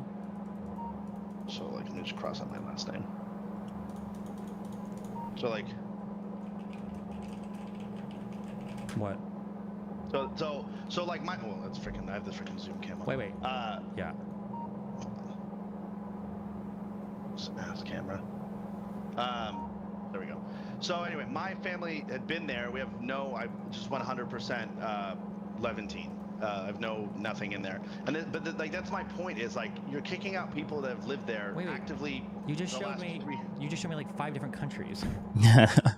Yeah, because I'm half Lebanese, half Palestinian. So if you break it down, like my mom did hers is only Palestine. When my dad did his only. I don't think there is a Palestinian ethnic group. I don't think that True. is like a real thing. I think when you look at the GWASPs or whatever and you overlap them, like Syrians, Jordanians, Palestinians are all like pretty closely intertwined. Like that's why that map that just showed you a group of like 5. That's why you said the Levant and not Palestine, because Levantine people existed all up and down like this area. Yeah, but and also because those DNA tests aren't accurate to like the exact borders, like you said, those borders didn't really exist. Well, and Wait, hold up. Did I actually do that right? Trying to trace like approximately where like types of people live. Yeah, they're not going to be traced to a specific nationality. 3.75. But this is my thing though. Is like this idea of like we're gonna go back there and we're gonna take over land that people lived on. So we need 2. My contention is very simple like that. And like you said, the Arabs had a justification for fighting back. Sure, but you don't think Jews had any justification for moving there? They were wrong to buy it. They were wrong for the Balfour Declaration. But that's what I'm saying. You can't. 2 times. They can do that because you're on one side. You're saying these guys had a right because what they were doing. If they had a right, it means whatever the person was doing is wrong. Correct? No. That's why I. So for every single thing, it'll need 7.5, and then okay. If there's a country next to you and they have like slavery, do you have a right to invade that 6. country to end 6. 6. That's the number. So we need. Because different nations have different laws, and we might find some bad. Yeah, so it's. If I'm getting kicked out of my home here in California, I should be able to go break into your home and take it. Whether I buy a part of it and then I intimidate you to get the rest of it. If you get kicked out of your home by the California government, do you have a right to take up arms from Georgia and engage in warfare against the California government? No. But that's not what happened. They didn't take up arms and fight Germany or fight any of these places in Europe. They came to a completely different nation, a group of people, and then started causing problems there. Well, but the initial acquisition was done through purchases, and then it was done through essentially the Balfour Declaration. It wasn't done through conquering. Well, I'm going pre-Balfour Declaration. Okay, so then them buying it, so then the Ottoman Empire and the people that owned it were wrong for selling it, even though they had the rights to sell it, and the Jewish people were wrong for buying it. No, this is the thing. This is what Ben Gurion talks about, right? Their plan was to initially buy. No, wait. I want to know very, very, very specifically. Was it wrong for Jewish people to buy land when the Ottoman Empire was administering to that land? Yeah, so I'm going to answer. So initially, their plan was to buy bits of that land and then use intimidation tactics and basically warfare in these tribes and these villages to get other people to the land, whether they forced the Arabs out locally or they bought it for cheap by intimidation. Okay, so I'm going to ask again. Were the Jewish people wrong for buying land? It's so hard for him to answer that question. So they should have. So buying the land. So no, we're not talking about intimidation. We're just talking about buying land. Were they wrong for buying land? The initial one piece of going like, hey, I'm going to buy this small piece of land and we're going to live on it. And then now we're going to expand by pushing out Arabs. We're going to intimidate local Arabs. We're going to take the land from them. Whether they leave, we intimidate them, or we just take it, or we try and buy it for pennies on the dollar because we're intimidating them. Yes, that is all wrong. Okay, wait. So let me. Oh shoot! Did I actually? One single fact. Okay? No, I did. Whatever. Pro-Palestinians are like allergic to like discreetly looking at events. It has to always come with like a Palestinian excuse afterwards. True. Very simple. Was it okay for them to buy land from the Ottoman Empire? It's a super simple question. Just that. Nothing that comes before or after. But was it okay for Jewish people to buy land from the Ottoman Empire? Yeah, because Jewish people lived there. Some Jewish people that lived there. Yes. Wait, why does it matter if some Jewish people live there? No, I'm saying yes. Like the obvious was fine. Yes, they had lived there before. They didn't have problems before when they lived there. So foreign Jews buying land from the Ottoman Empire was okay. If people were moving in. Now, if there's a difference between having a couple thousand versus if, an exaggeration here, 1 million come in and buy a piece of land and then now start expanding. There's differences between those. If they're buying it from the Ottoman Empire, why does it matter? Because they didn't just buy it from the Ottoman Empire. It wasn't just like this like nice, sweet transaction of like, hey, here's some money, thank you, we're gonna move in, everything's great. There was way more to it. There was a plan to it. There was let's expand, let's take over. So there's a conspiracy to it. If the Ottoman Empire wanted to say no or yes, that was up to their prerogative. Or the Palestinians at the time too, like, hey, yeah, you're a foreign Jew, that's fine, whatever they wanted to do at the time. But beyond that, we can't just say like, oh, well, that initial transaction. Well, no, I'm just trying to go one by one thing at a time. Yeah. So we agree that they were were okay to buy land, okay. If that's what the local people agreed to, yeah, sure. Well, the owners, not the local people, the owners of the land. Either one. It's, yeah. So if it was okay to buy land, so at what point do you think that Jewish people started engaging in unethical ways to acquire more land? Right away. So right away, there's a lot of evidence of them. Perfect. Right away, that there was a lot of plans for them to expand immediately. No, not plans. I'm asking behavior. Like what behavior did they? Immediately. So it was one only. Obviously, like we said, we talked about this again. Is basically buying out the land initially. Then it's kicking out any Arabs that work there, any Muslims or Jews. Yep. Or any Muslims so far, all of this is okay. You're buying the land. You've got the rights to the land. And kicking out people based on their religion's okay. But kicking for any reason, you can kick them out. It's your land to own. So, yeah, they bought the land. It's their land to own. If people buy land, they're allowed to kick out people based on their religion. If you buy it's okay for back then, but today's standards, no. But we're not talking about today's standards. We're talking about what happened back then. This guy just doesn't understand that. Like, it's really annoying. Buy the land at that point in time, sure. Not at that point, sure. Now, today, you're saying if I buy land, I should be able to. Today, I don't think internationally, I don't think we accept. No, forget internationally. Don't jump. Bro, you say today, and then like when Destiny brings up today's international issues, he's like, "Oh no, we can't talk about international stuff." Like, bro, make up your mind. Do you want to talk about what happened back then and be specifically what happened back then, or are we talking about what happened today? And he says today, but like he doesn't want to talk about today's standards. Like that. That's why I think this guy is like debating in bad faith. Here, I'm asking you, if I buy a building, can I make it only available to Muslims? When you say buy a building, there's a difference between owning property in somebody else's territory versus buying territory. I think if you buy territory, you've got a right to expel whoever you want, and then you can run your immigration policy however you want. True. Okay, so this is the thing. I think you're thinking that they bought it as if like the Ottomans gave it to them and they said, feel free to set up an entire country in this land. It's your land. You rightfully own it full right. That's not true.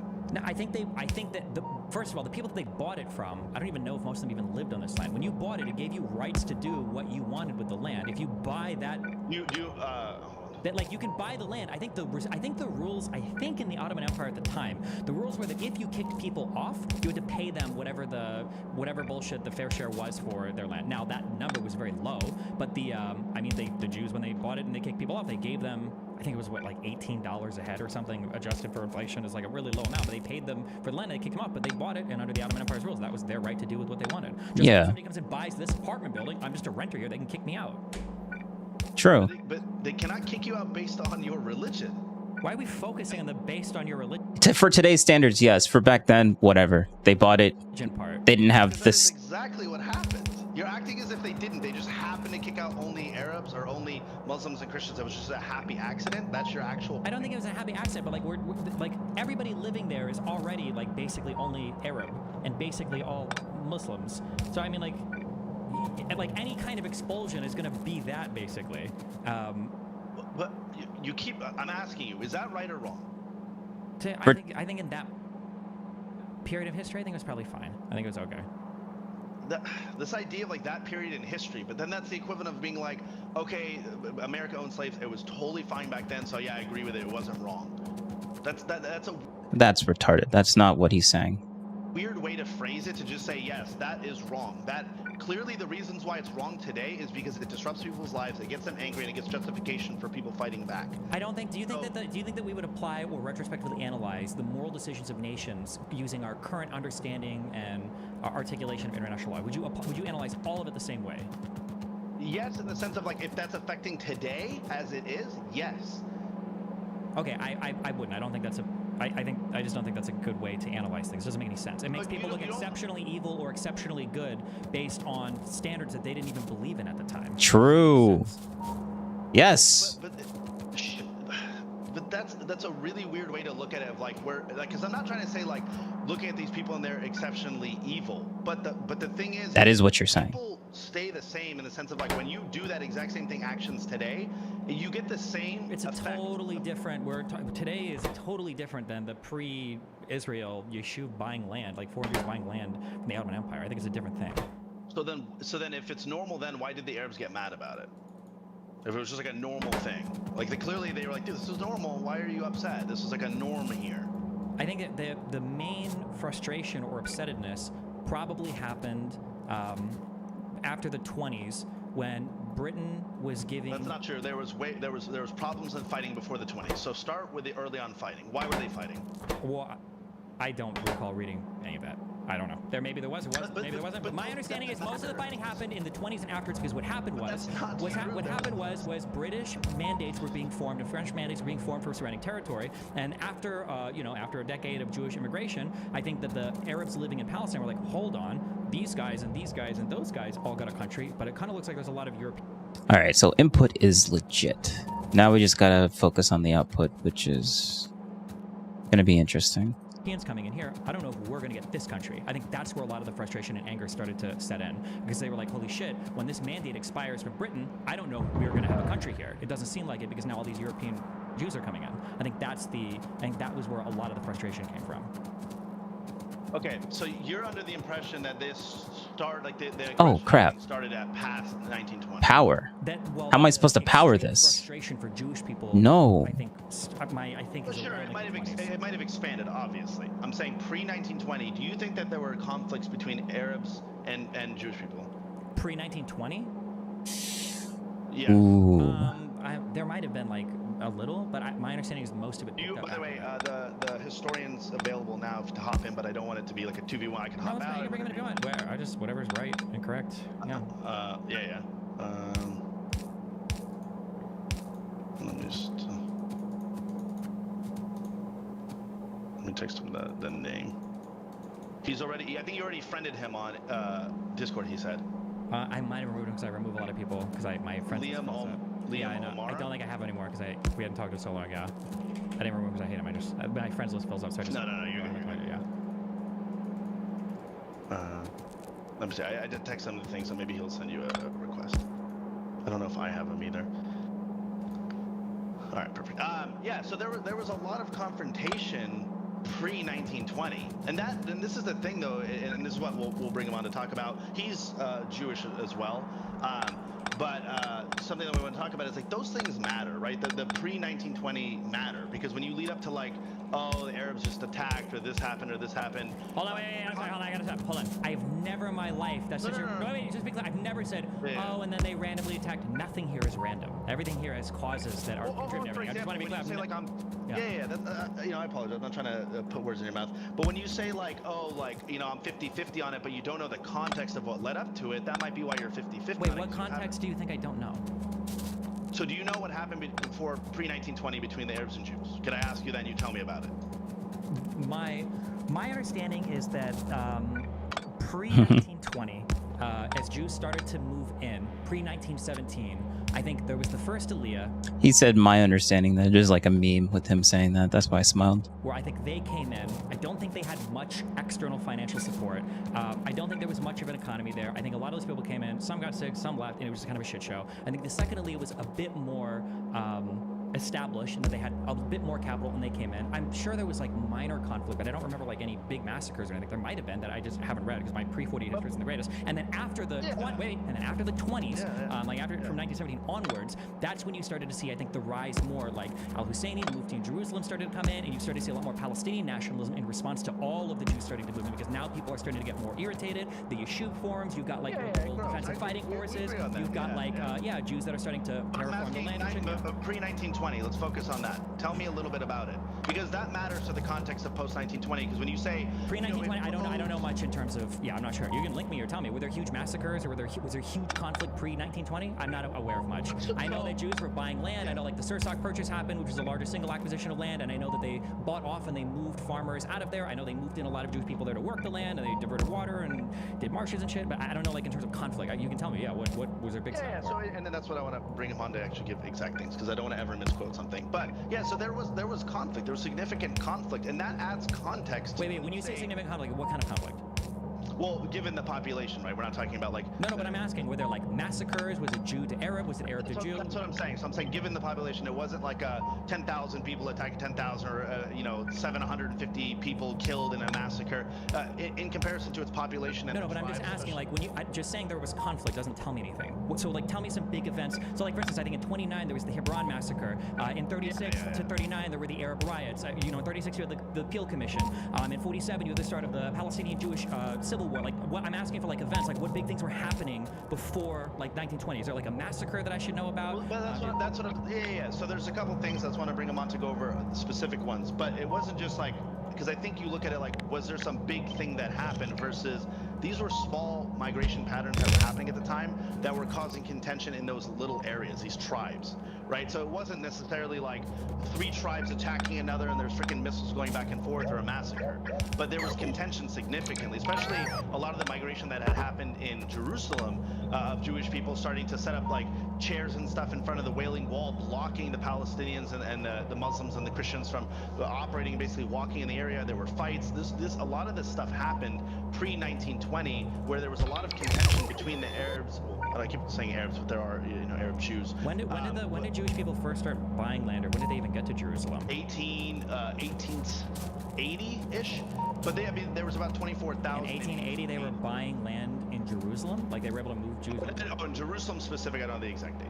Well, because you were saying before the 20s they were fighting over the Wailing Wall. That would be, so under the Ottoman Empire, there were Jewish people who I'm pretty sure were at dhimmi status still for the Ottoman Empire, had more rights than Arabs. Yeah, that's when I talk about Jerusalem, I'm not talking about like land disputes there. That was okay. That was rather disputes of like physically. That we can go over in detail, but that's not what I'm saying. But yeah, so those added context matter to like, hey, in 1920 there was this explosion, because I think you said. Okay, so we got 36. There was this like I don't think you said hatred for Jewish people, but the contention for Jewish people rose significantly in 1920. Kind of. I mean, I say this over and over and over again. Nobody seems to care. I personally don't think it was driven by hatred for Jewish people. I think it was for Europeans. That's my feeling about it. But there's a lot of obviously like religious and racial lines that cross this. But I think it was mainly because they were Europeans. Yeah.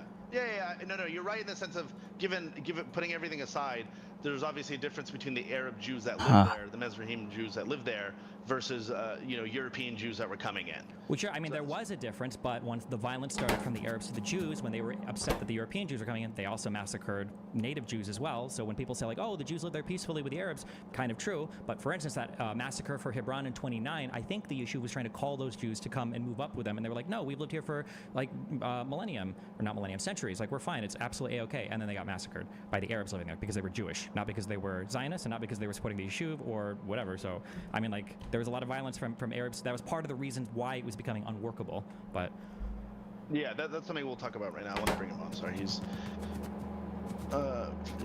already friended me on Discord. You looked it up. You don't have him?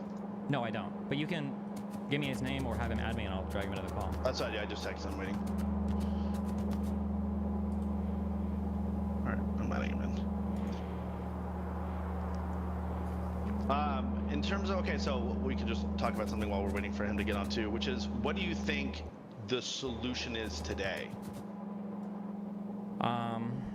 It has to be some kind of two-state solution. Yeah, it has to be some kind of two-state solution.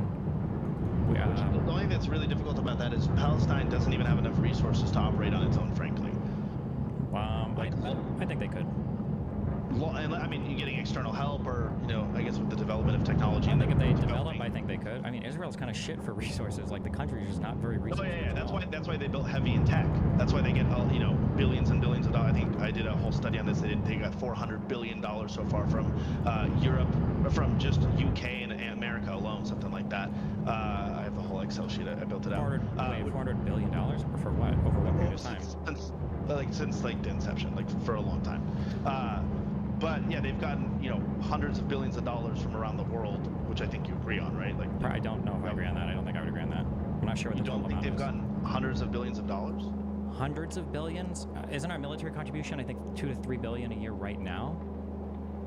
And then the U.S. started to become a major backer of Israel in '66, I think. At least in terms of selling them weapons. Yes, that's true. Yeah. Damn. Slowing down. You mean just sent for free, or are you talking about trade? So let's see, Israel has received the largest communication recipient of U.S. foreign aid since its founding of just from the U.S. of $300 billion. Just from the U.S. Council of Foreign Relations. I mean, this is fine. Okay. Yeah, I mean, I guess for sure. Yeah, so $300 billion. So this idea of they developed on just obviously that's just. To be clear, the vast majority of this, over $200 billion, is military aid. So I know that we contribute to their military stuff, but that's not economic development. Right? But then that military money actually goes into their development of technology, which then they sell back to us. Sure, it might, yeah. But I mean, also, like, I mean, All right, down the list, so we've given over crafting 150 billion speed to Egypt. We've given over is 150 billion to Afghanistan. We've given almost 150 billion to South Vietnam. We've given almost 100 billion to Iraq. double the amount to a country that's significantly smaller than Egypt. all right. And that's just well, but also, well, but yeah, we have. But I mean, like, Israel also was really keen and eager to work with us and fashion themselves more as like a Western-aligned nation than I guess part of the Middle East. So it makes sense that we work with them more, and they wanted to work with us more. Yeah. Shoot. How do we do that then? Yeah, and then by the, that's just from, well, that's the thing, is that neither of these nations, frankly, can survive very much with the territory that they both have, not given external math. aid from these countries. That's the only reason why, too, like, Israel's really heavy into tech right now, is because that's one of the only ways that they would be able to sustain themselves without huge foreign aid. Wait, they don't need, what's wrong with developing in tech? No, nothing's wrong with it. I'm just saying, I think Israel can survive economically without foreign aid. I don't think they need foreign aid to exist. You're saying right now, starting today, or since the inception? So every 6 seconds we make 3.75 not exist, or they would not be able circuits to exist without foreign aid. Okay. Well, because it's only one circuit. So they probably would have been destroyed by their all right, so we should just divide that. All right. But foreign economic aid? So what resources do they have to export for the last, since 648? Well, okay, divide. Okay. Work terraforming the land to make it at least have some agricultural products. I think they. So 1.6 per second. Okay. From Israel from the 1.6. Floating on foreign. Okay, 1.6 times. Yeah, no, I mean they were saying it was like 36, right? Yeah, 1.6 times 36. Since inception. Since like 67. I mean, like since there's another reason to it. 57.6 per second. Because one of the other things too is if those people were fleeing post 1948. The Europeans were bringing like a lot of the ones who weren't coming directly from World War II. FX was bringing in a lot of money. Right, these were Europeans that had money coming into a poor region and had a lot of money. Well, you mean you're just talking about Jewish people coming in? Yeah. So the Jewish people that came in, but there were also a fuck ton of Jewish people that came in with nothing, right? Because after every single big war, when the Jewish people fled the Arab countries they were living in, they didn't take. That's not right. They weren't allowed to keep their property. They were never compensated for any of that, and right? They ended up with literally nothing. So I mean, like, there's a lot of people that live poor as well. Yeah, but then they had, like, Israel has one of the most robust foreign aid in the world. It's literally, like, I think this is the first thing I said here is Israel's been the, oh, here we go, he just sent it to me. Let me just type it to you. By the way, I literally, like, woke up this morning because I had DM'd Destiny a couple days ago, and then he just DM'd me this morning when I woke up and was like, hop on. Okay, I sent a friend request to that account, and I'm waiting for them to accept. Got it. He just said he was having issues with it, but he said, yeah, it's on the phone. I guess I'll use that. He's just downloading on his phone then right now. You can do whatever you need to if you want to mute me for a bit. I'm going to go to the bathroom, and I'll give you a couple minutes. If there's a problem with him, then we can just skip that. But I appreciate you having me on at all. But I'll be right back. Okay.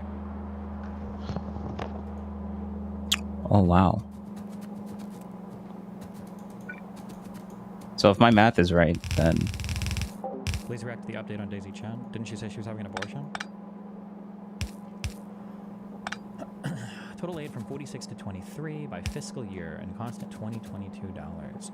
I wish I could see like a roadmap of this aid. Like, I bet a fuck ton was in 73, at least for the military stuff. Maybe for the economic stuff too. Oh, fuck. Well, fuck me. Just kidding. Oh, okay. Yeah. So... I wonder what happened in 70. If my math is correct, which I doubt it's correct, it was because of the Egyptians. We technically are making more per second, more than 45 per second on this, which doesn't really make any sense. There we go, Liam. Hello. Hey, what's up? Not much. Do we actually need one? Or was anyway. Very nice, very nice. I can't do this when they're talking. Do we need one less? The math has to be wrong. Has to be wrong. So we need half a plate, right? This requires a full plate and a half in order for it, or a fourth or whatever, to make one circuit. And this is all off of one. Oh, I might have done the math on this wrong then. You know what? This seems correct. Output be damned.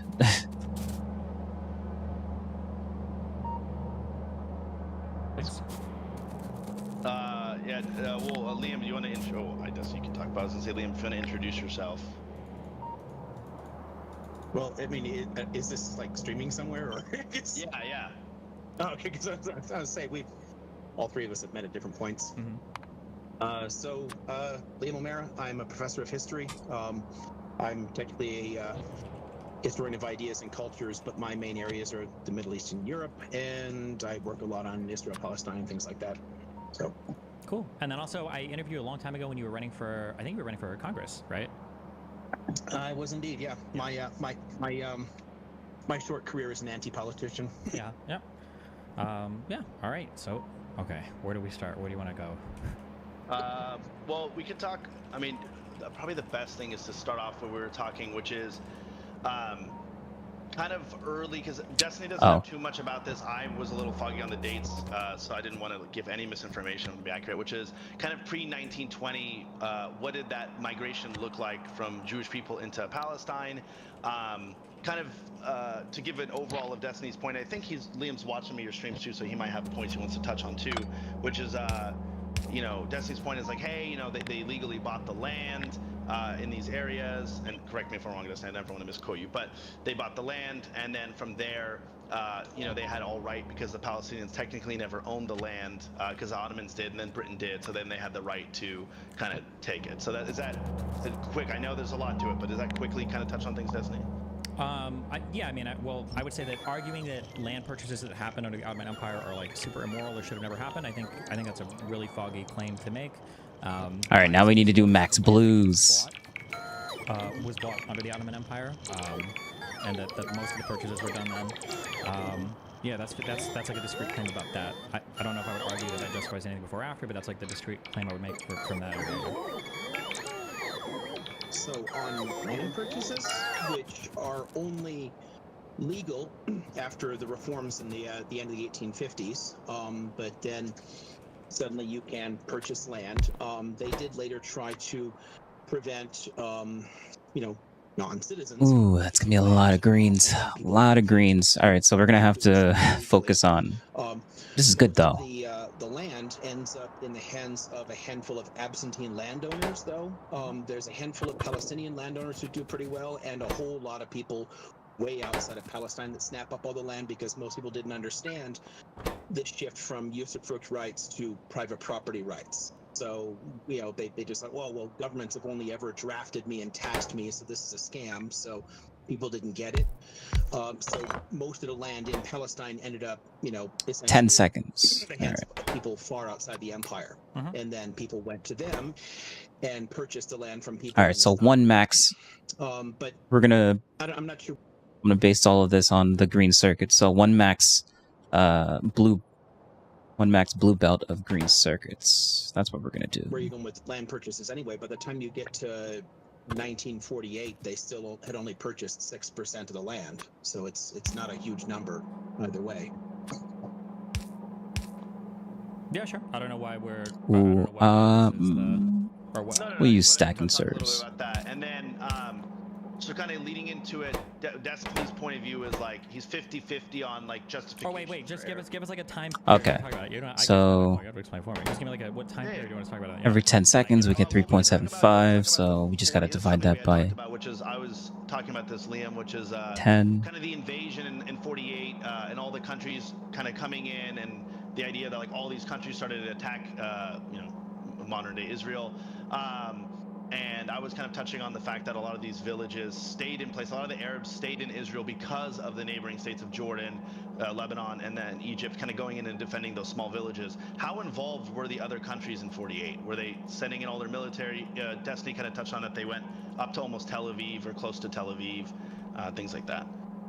Well, to start with, the invasions only happened 6 months into the process of Nakba, which began in the end of the previous year.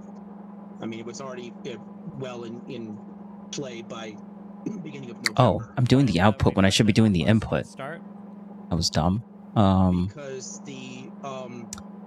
Because the Zionist movement was not So willing we're supposed to, accept we need to the, multiply partition 20 along the borders proposed and wanted to by... Well, I mean, my understanding is that is completely not true. Okay, back up for a second. As of an internal coup inside the Zionist movement, led by people like Ben Gurion, you can look up the Biltmore meeting in 42. They Sound like Destiny was just calling out the PhD guy. That's fine, but 42 is not 47. It's not relevant to this particular conversation. I don't think there was a coup inside the party. There was huge disagreements within the Zionist leadership in terms of accepting that. Chronology matters. So a statement before that is continued. Holy. So back up for a second. 42, 100%. Repeat it again in 46 in Paris. Again, Oh, that's every 10 seconds. We need to divide that by 10. If not. Oh, so it's 7.5 per second. The couple of years before the Nakba, they started collecting information called the Village Files, documenting where everyone was and what they could do, and then set out to reject partition. So every 10 seconds, we need 7.5. 75 circuits every 10 seconds. Then if you divide that by 10, that's only 7.5 per second. Okay, that's good.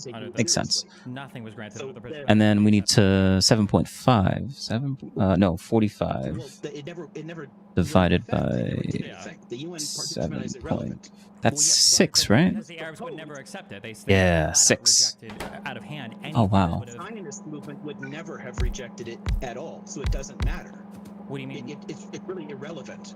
Wait, how is the 47 partition plan irrelevant when the Jewish side accepted it, but the Arab side rejected it out of hand? Because the Jewish side did not. And we have all of their internal documents, all of their correspondence, all the journal entries, all the cabinet meetings, every one of them saying, we will take all of this. There's a mountain of statements made by them that they will take all of it, though there's no acceptance of a partition at all. Do we understand that? Wait. Okay. What was the thing? By the time you get to the Arab armies, that's 6 months into the process, and 200,000 people have already been pushed over the borders. 200,000 people have been expelled from Palestine before any Arab armies got involved. What happened right before the expulsions? Did the Jewish people just randomly start expelling people because they wanted to, or what happened? What were the lead-ups? What were the events that happened right before anybody started to flee? Somewhere around a decade worth of terrorist attacks. I mean, groups like Haganah and Irgun attacking people, and when you're doing your historical analysis for this region, do you trust any Israeli historians besides like Ilan Pappé? Most of my material comes from Israeli historians. Okay, so Israeli historians and non-Israelis, like Europeans, Americans, anywhere, because history is an international discipline that follows the same basic methods. So where you come from matters not one bit. Well, that's absolutely not true, because different people account for history in different ways, right? So, for instance, in this particular region, different individuals interpret things, but history is an international discipline, and it all matters. So anything produced by a particular historian in a particular country gets submitted into the same basic pool, and we all choose to use it or not based upon whether or not it made sense, whether or not it made for the archival data, whether it was decent interpretations. Good stuff rises to the top, shitty stuff does not. Sure, but there are still major contentions around historical events that different historians that are, very valid and very accredited can disagree with each other. So if you want to say this one, can you cite some that you're talking about? Well, even if like the new Israeli historians, right? So you've got people like Ilan Pappé are going to have massive disagreements with Benny Morris. People like Avi Schleim that might even be considered somewhat like center right leaning are going to have disagreements with people on both sides. Like these people are considered super reputable historians when it comes to Israeli history. Sure, but all three of them actually acknowledge the basic elements of Nakba. The only reason I'm asking about what led up to the Nakba. Yeah, I'm asking what led up to the Nakba because it wasn't just randomly Jewish people expelling entire Arabs. It was in response to a massive amount of Arab protests and violence after the rejection of the partition plan. That's when the major military conflict. So I just did some math, and I'm gonna need 20 of these. 20 of these units to actually max out a belt. So that means I'm gonna need 20 max belts of green circuits. Oh damn. That means I'm gonna need, hold up, let me show you. This is actually kind of funny. To max out blue circuits, I'm gonna need 20 of these giant things laid out to make blues, just to make one full belt of blue circuits with max speed modules. That is funny. That is funny. Damn. That's kind of insane. All right, let's make a blueprint. There started. I mean, it's really not, but okay. Okay. We're only going to do 10 because we need Look this up. So I just want to be very, very we need clear. So you're 2 saying advanced circuits to make rejection of one the blue partition plan, circuit. You don't believe that massive military violence started against the Jewish people that lived in Israel? You don't think that happened? I 10 know that sets. things like that happen because people have been fighting consistently for a decade by that point. When you Go say back to that, the why 1930s, wait. that never toned down. It put down very violently by 39. It was like a lot of that. The only reason there was relatively few Palestinian attacks on Zionists, and there were very few beforehand, is because they had been largely disarmed by the time you get to the end of 39. But tensions remained. Okay, so I'm just going to ask again. So after the rejection of the 47 partition plan, did that moment instigate a bunch of Arab against Jew violence in Israel? Do you think that happened, or do you think that didn't happen, or? I'm saying it didn't instigate anything. Okay, so That then there violence wasn't a was huge already surge. started decades before. No, that's... And if you pick different arbitrary dates to start the conflict as if it magically appeared. No one is talking about it. I'm just, it's very strange that you would pretend that the same level of violence existed from 1920 to 1948 in Israel. Do you think that that's the case? Can you clarify that? Do you think that the same level of violence existed? I did not say that either. It's a bizarre interpretation of what I just said. Well, but because every time I ask you about 47, you say persistent. No. But okay, so when you say there was persistent violence from the beginning of 1880s all the way through. But that was the point. Destiny earlier. Destiny earlier, when we were talking about this, was basically discussing that he doesn't know of. I don't say didn't believe, but doesn't know if there was that much violence pre-1920. So from what I got from it, so my interpretation of it, was like not much happened, and it was kind of 1920 was when everything started happening, all that violence and everything. Prior to the 1920s, the Zionist population was tiny. There were 25,000 Zionists in the entire country. That's nothing. Were there any violence or conflict between the Muslims, Christians, and Jewish people at the time, or was there no violence pre-1920? There was violence between Zionists and Palestinians before 1920, but it was obviously on a smaller scale because the population as a whole was tiny. The population only began growing rapidly in the 1920s. Before that, most Zionists who moved there actually ended up leaving. In the first 2 waves of migration, most of the people who came in both of those waves ended up leaving because it was very difficult to make a living on the land. The climate was very different. A lot of their techniques didn't work. People didn't really want them there anyway. So I mean, it was quite a difficult place to move into. So a lot of people, hey, if I paid a ticket to Buenos Aires, they left. The population really starts increasing rapidly under the British mandate. And so at that point, the scale of violence goes up. Yeah, so definitely for your point, what it seems like you're trying to say is like, wait, hold on. Can you admit? Can you recognize that you were completely wrong about violence in pre-20s, or at least that he seems to take my position no, on there that? was violence. What we But not much. The main reactions were when I word for word said, which he ironically said, I said it was in comparison, the population was literally 24,000. I said those exact numbers too, and that in comparison, you're not going to see a massacre of 70,000 people because there was literally small group bouts of violence all around the area. Which is exactly what he just said, so it's not wrong. You just got caught literally having another person confirming exactly what I said, where you admitted, oh, I don't know anything pre-1920. But if you want to dive into it, educate us. What happened pre-1920? I'm not trying to educate you. I'm just saying that I was asking you because my impression was the pre-20s, Jewish people living there wasn't that big of a deal because the population hadn't started to explode under the mandate. And you said, no, it grew by 400%.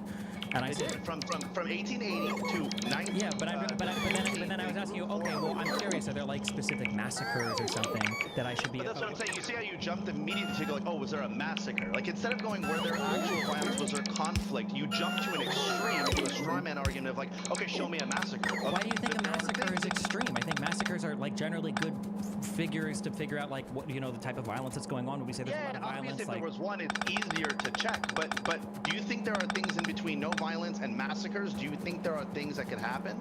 yeah, of course there are. But I think that when violence starts to happen, a ton, you start to see massacres start to pop up. There are decades worth of shootings and stabbings and whatnot before you get to the first serious attacks like massacres or bombings or anything else. All that kind of stuff builds toward it. It builds steadily over many, many decades. And this is the main issue. That's a weird argument, honestly. Weird argument. That's like saying that's like everything that ever happened ever that was somewhat working over the years it was leading up to something. That's borderline conspiracy theory. It's not because, and we both do this, where it's like, oh, did they just attack for no reason? No. What built it up? I've never said that. To be clear, I've never said that anybody attacked for no reason. I've never said it in my life. But yeah. You literally 30 seconds ago when he was talking about it, you said, what? Did the Jewish people just randomly start attacking?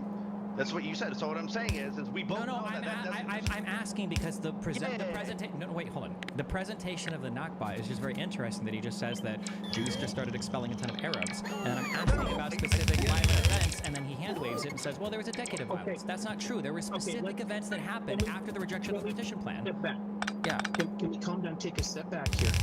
I want to talk about what actually led to this because the reasons for the Nakba have essentially nothing to do with any of the violence that we're talking about. It's not about attacks. They're not responses to attacks. No point is it a response to attack. What it is it's based upon what they wanted, and you can see this from fairly early stuff. I mean, especially by the time you get to Herzl. Not one of the earliest scientists, but by the time you get to Herzl, they're already talking about driving people out. The goal is to create a state for Jews without Palestinians on it. You're already saying that in the 1890s, and it's repeated over and over and over again for decades. There's very contentious discussions inside the Zionist movement. There's a relatively small faction that's for binationalism that wants, to work with the Palestinians, keep them there. Of course, there's also the communists who don't really care about this stuff. But a large share of the Zionist movement from the start is determined to drive out Palestinians because they want a democracy, but they want it to be a Jewish ethno-state. If it's a democracy that has Palestinians, then it's not a Jewish state. And they were determined to create a 19th century style nation state, which means no Palestinians. There's huge amounts of data, tons of articles, essays, letters, discussions by the Zionists themselves. Books, whole pamphlets written by the Zionists describing ethnic cleansing, transfer. It is a fundamental core feature of Zionist ideology that is present from the start. And the arguments were getting more contentious in the 20s and 30s, largely because of the binational factor and the communist factors pushing back against that. But by the time you get to the beginning of the 1940s, they are effectively sidelined in an internal coup. And from that point on, it's all about why did the conversation become so much more contentious in the 20s and 30s? Inside Zionism? Yeah. Largely because of outside pressure, different forces on there. There were a lot of people, in fact, the situation in places like the Americas actually very much opposed the idea of an ethno-state. So you don't think that the massive amount of Arab to Jewish violence, you don't think that was influential at all at people beginning to feel more and more like transfer was inevitable? For that famous quote? Well, the transfer position predated any of that. So no, talks of transfer did, but in 47, when it came time to actually put pen to paper, Jewish people accepted a state that would have had 45% of the population as Arabs. And yet they didn't accept that at any point. They did. Israel accepted, or the Yishuv accepted the 47 partition plan. They did not. They lied in public. You're saying they accepted it, but they would have not adhered to it? I'm saying they said in public they would do it, and in their own internal discussions, again, cabinet minutes exist, journal entries exist, letters exist, all the documents around what they did exist. this is a long-term. Just saying things exist isn't actually evidence that they exist. Like you're an historian. Like cite something.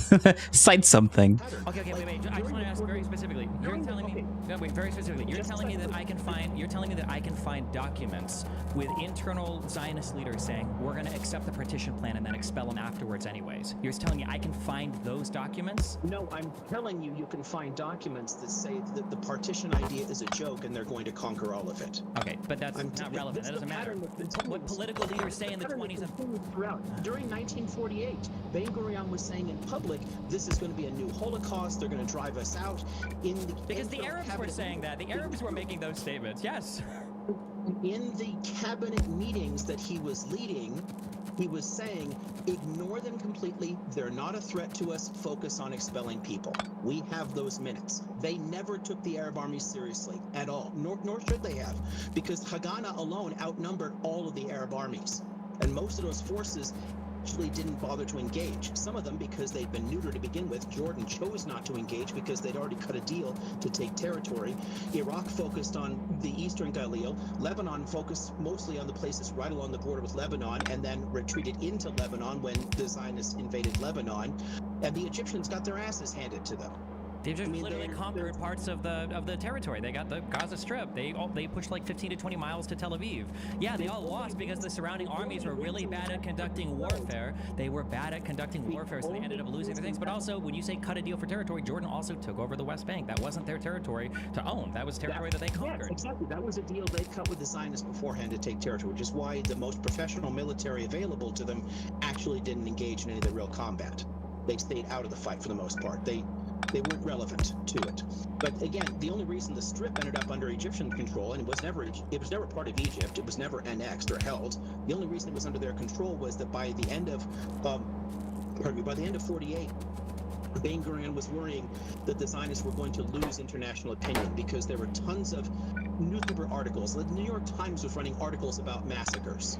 I mean, the international media was reporting quite honestly what was happening, and they were worried that this was going to create a backlash that would undermine the support they got because of the Shoah, and that they would lose the state in the way that they wanted it. Yes, I know. This is why I'm saying statements quoted from leaders in the 20s and 30s aren't relevant to the political realities that they had to confront in the 40s. So if I'm looking at Israel accepting a partition plan in 47, I'm not going to look and see what Theodore Herzl, who died 40 years earlier, stated in his diaries. I'm not going to look at what Ben-Gurion thought in the early 30s or what early Yeshuvi leaders thought in the 20s. I'm going to see what were the political realities of the ground and what was Israel willing to accept. And Israel pre-Israel accepted the 47 partition plan, and I don't believe. Oh, hold on. I asked earlier if there were.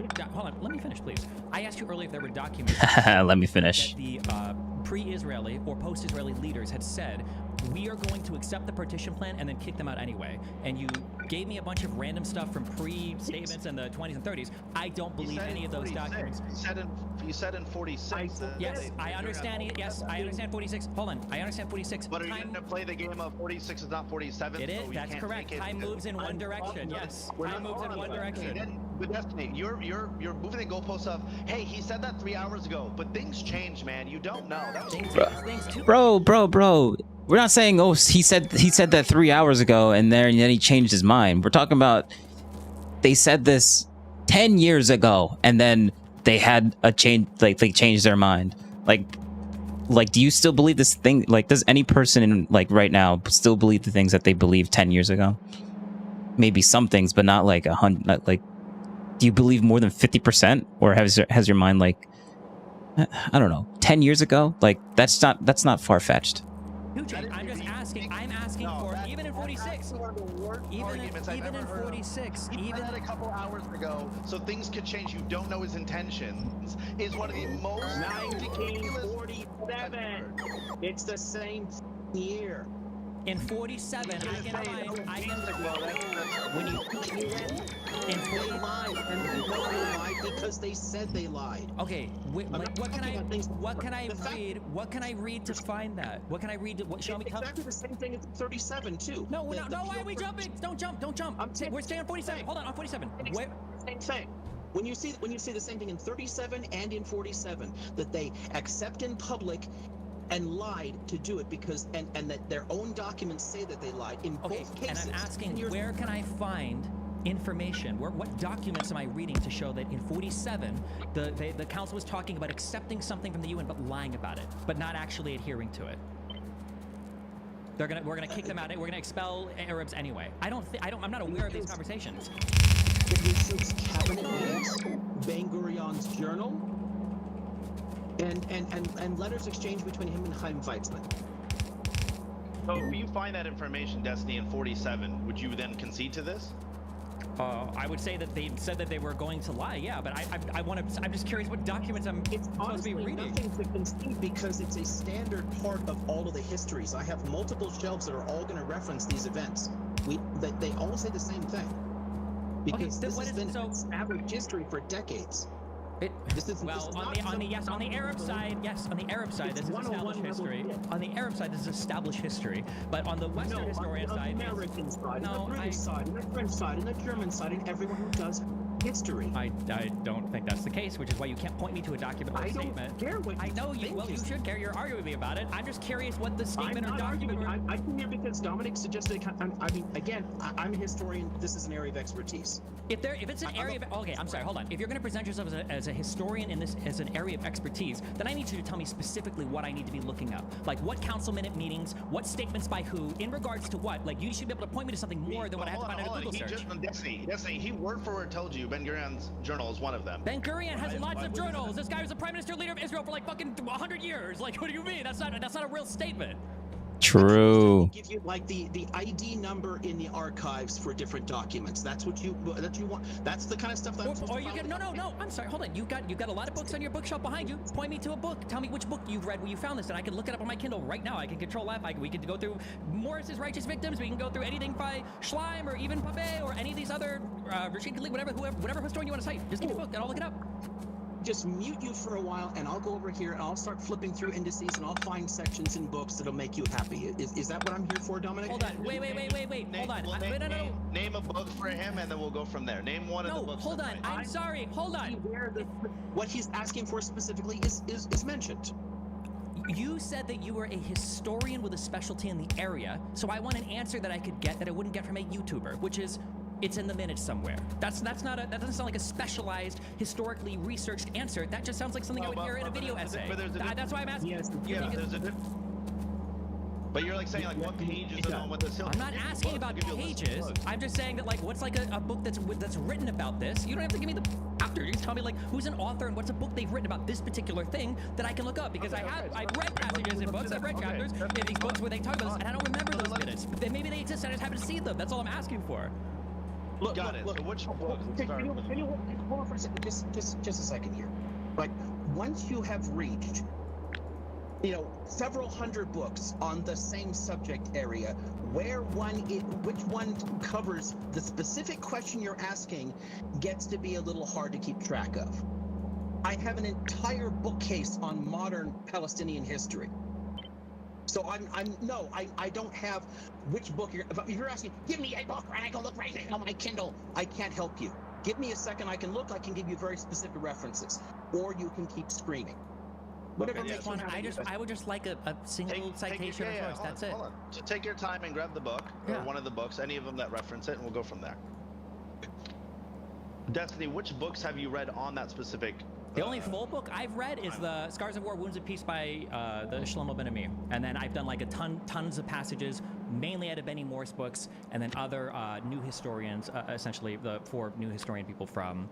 Perfect. And then I've done some contemporary, like some of the Finkel. So we got Max Greens, Max Reds, and Max Blues. For modern stuff, most of what I've read is going to be like declassified papers. There was a lot of that. The Max Reds are a bit iffy though. I don't see how this is. That was released about Egypt piece. It's going to be like a lot of. Like this makes a lot more sense. Things like the Goldstone Report, or and this has what 60 assemblers. This has 42. Okay, you know what? Maybe like that 2004 advisory opinion. 42. That actually does. That might actually make sense. Depending, like understanding how much time it requires to make that. Yeah.